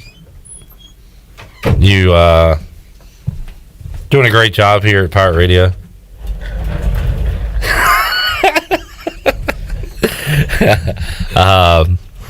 You did this. I didn't ask you to do this. Thank you for going over the numbers, crunching the numbers. It's the least I could do. And I thought that's the kind of work ethic, foresight, spirit we want on the Sug boat moving forward. Give me a. And I have not offered any any extensions to folks to come aboard the boat. But I feel like today is a good day. Maybe it could turn the mojo around for ECU basketball if we start adding more people to the boat. So I want to ask you, CJ, are you willing to take this journey with me and come aboard the Sug boat? So, semi-long-winded response. You said this would be an unemotional stat with no bias or favoritism or opinion. So because you're not doing the opinion and unemotional stats, I'll do it for you. There's a glue guy on this team, and his name is Brandon Suggs. Sug. And with that being said, I accept. It warms my heart to hear you say that. You see the light. You see the truth. You understand what it is all about. CJ, we are going to welcome you aboard. If you could, please place your right hand on the ECU Basketball Media Guide. Absolutely. And raise your left hand. Absolutely. And repeat after me. I, CJ Schaefer. I, CJ Schaefer. Will promise to always. Will promise to always. I'm coming up with this on the fly. I'm coming up with this on the fly. Honor Brandon Suggs. Honor Brandon Suggs. Tell the world how great Brandon Suggs is. Tell the world how great Brandon Suggs is. Chastise anyone who does not believe in Brandon Suggs. Chastise anyone who doesn't believe in Brandon Suggs. We'll never have a negative thought about Brandon Suggs. We'll never have a negative thought about Brandon Suggs. And we'll always go by the standards of the Sug Boat Code of Conduct. And we'll always go by... What did you say? Always go by the standards. Always go by the standards of the Brandon Suggs Code of Conduct. Okay, got it. Sug Boat. Sug Boat. That was a bit shaky. It was also a bit shaky when I invited you, told you I was going to give you an invitation, and you went choo-choo. That gave me pause, but I had already extended the offer. I did not want to pull it back. But hey, welcome. It feels good. Let's do the Brandon Suggs Sug Boat handshake. We pop it. Lock it. And then sug. There you go. Something going on to your right. Well, as a non-biased Chandler, you're of course not on the boat. What do you think of me adding CJ to the Sug Boat today? He's ready to commit violence at this point. Well, he doesn't care. He said he didn't want to be on the boat. He doesn't care. He's non-biased. I don't care. He's non-biased about it. I didn't know you were looking for a stat. Well, stats to consider. I've said it several times. Not to CJ, just on the air. Maybe in passing. You asked it yesterday. I asked it yesterday. I think I even said it with Igoe today. So it's just, he did a good job. He's a good listener and listens to what happens on the show. And look, Chandler, you're the manler. You're Chandler the manler. But you do struggle sometimes with hearing what has been said on the show. That is not your strength. That is a fact. Chandler, what time is that in Toronto right now? Well, that ain't it. All right. Well, Chandler still outranks you, so you're not allowed to throw stones at Chandler. Yeah. I throw stones at everybody. Unless you're on the Sugboat, and then everybody's free game. I don't think that's how it works. CJ, welcome. We will be partying in the dining hall tonight at 8 o'clock. Oh, cool. Yeah, I'll be there. In about 3 or 4 months, everybody will forget what the Sugboat even was. So, congrats. Again, that is why he'll never be on the Sugboat. I was told to chastise people who slander Brandon. That is true. Yeah, go ahead. Taylor, what's going on here? I didn't slander Brandon Suggs. Yes, you did. You said it would be forgotten. We don't forget things like you do. We don't. This will be forgotten. By who?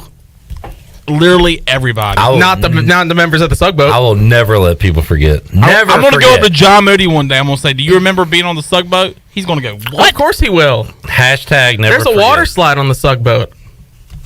Whoops. We just installed it for our new member. We asked our new members, what would you like added to the Sugboat? Because they listen. He said water slide. What else did you say? A new deck with like open area for tanning. Okay, that was a strange request. You put me on the spot. I don't know. I did add a breakfast buffet. Okay. Love a breakfast buffet. All right, this is what we need to turn it around. Pirates need to come out and look like an actual basketball team on Thursday. Unfortunately, Brandon Suggs will not be there. By the way, I found this. How many players could you name from this, the cover of the 1920 East Carolina basketball fact book? Oh, Lord. 1920? As in 2019. Oh, okay. I just wanted to clarify. Few familiar faces on there. There's a few, and there's a lot that are long gone. Oh, there's Charles Coleman. Let's take a timeout. We'll come back. We'll wrap up today's edition of Pirate Radio Live. We are back with you after this.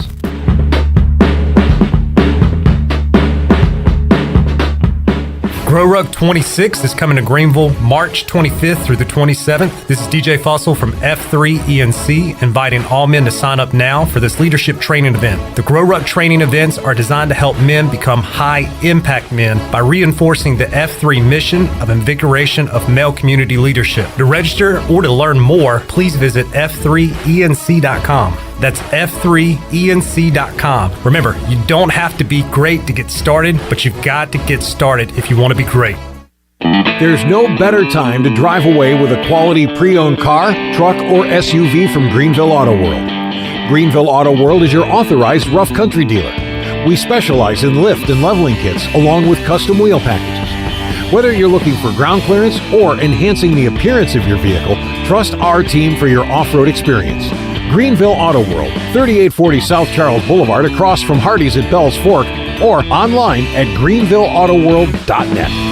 Hey, this is John Grillo, the Bagel Man. You know I love bagels. I don't settle for frozen bagels. That's why we make our bagels right here in Greenville from scratch every day. If you're coming into Bagel Man, you'll notice that there's some renovation going on. Our menu is bigger and better than ever. Our sandwiches, heroes, subs, salads, wraps, bagel dogs, fresh baked pastries, and our new coffee bar. Soon we're going to be opening for dinner. Don't forget Bagel Man for all your catering needs on Fire Tower Road in Greenville.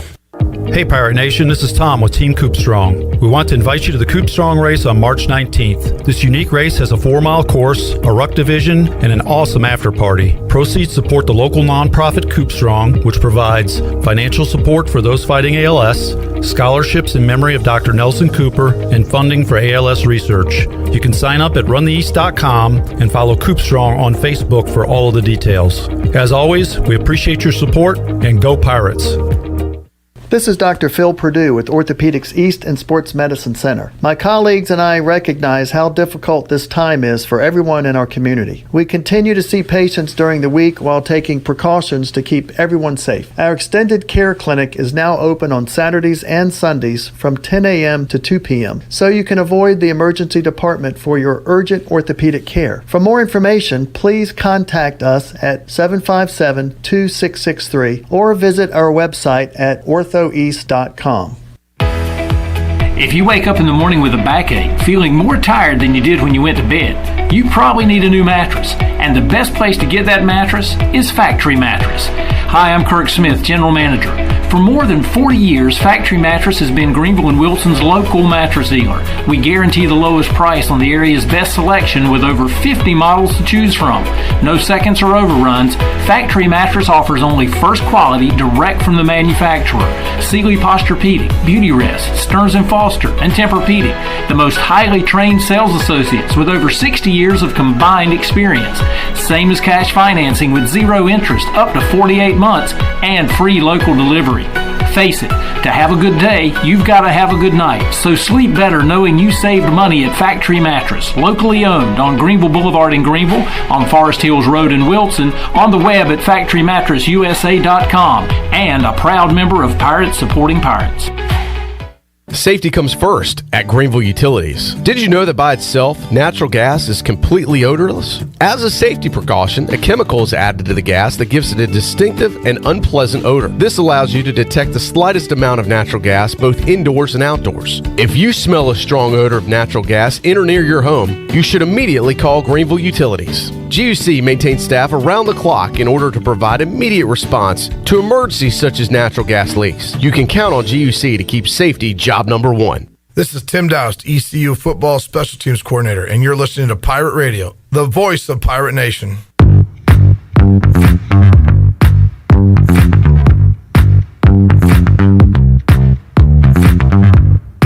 You're listening to Hour 3 of Pirate Radio Live. This hour of PRL is brought to you by Bud Light, reminding Pirate fans to stay in the game and drink responsibly. Bud Light, the official beer of the ECU Pirates, and proudly distributed by Carolina Eagle Distributing since 1989. Now, back to the show.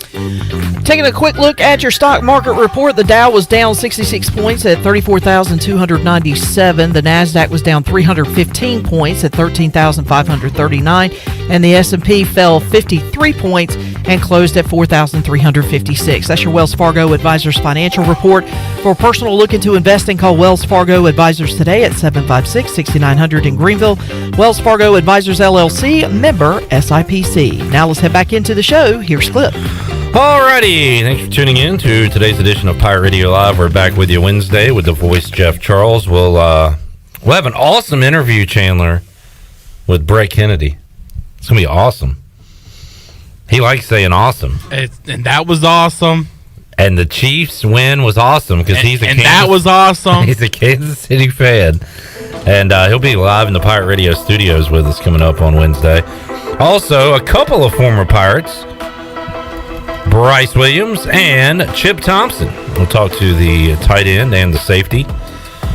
Chip is a Niners fan.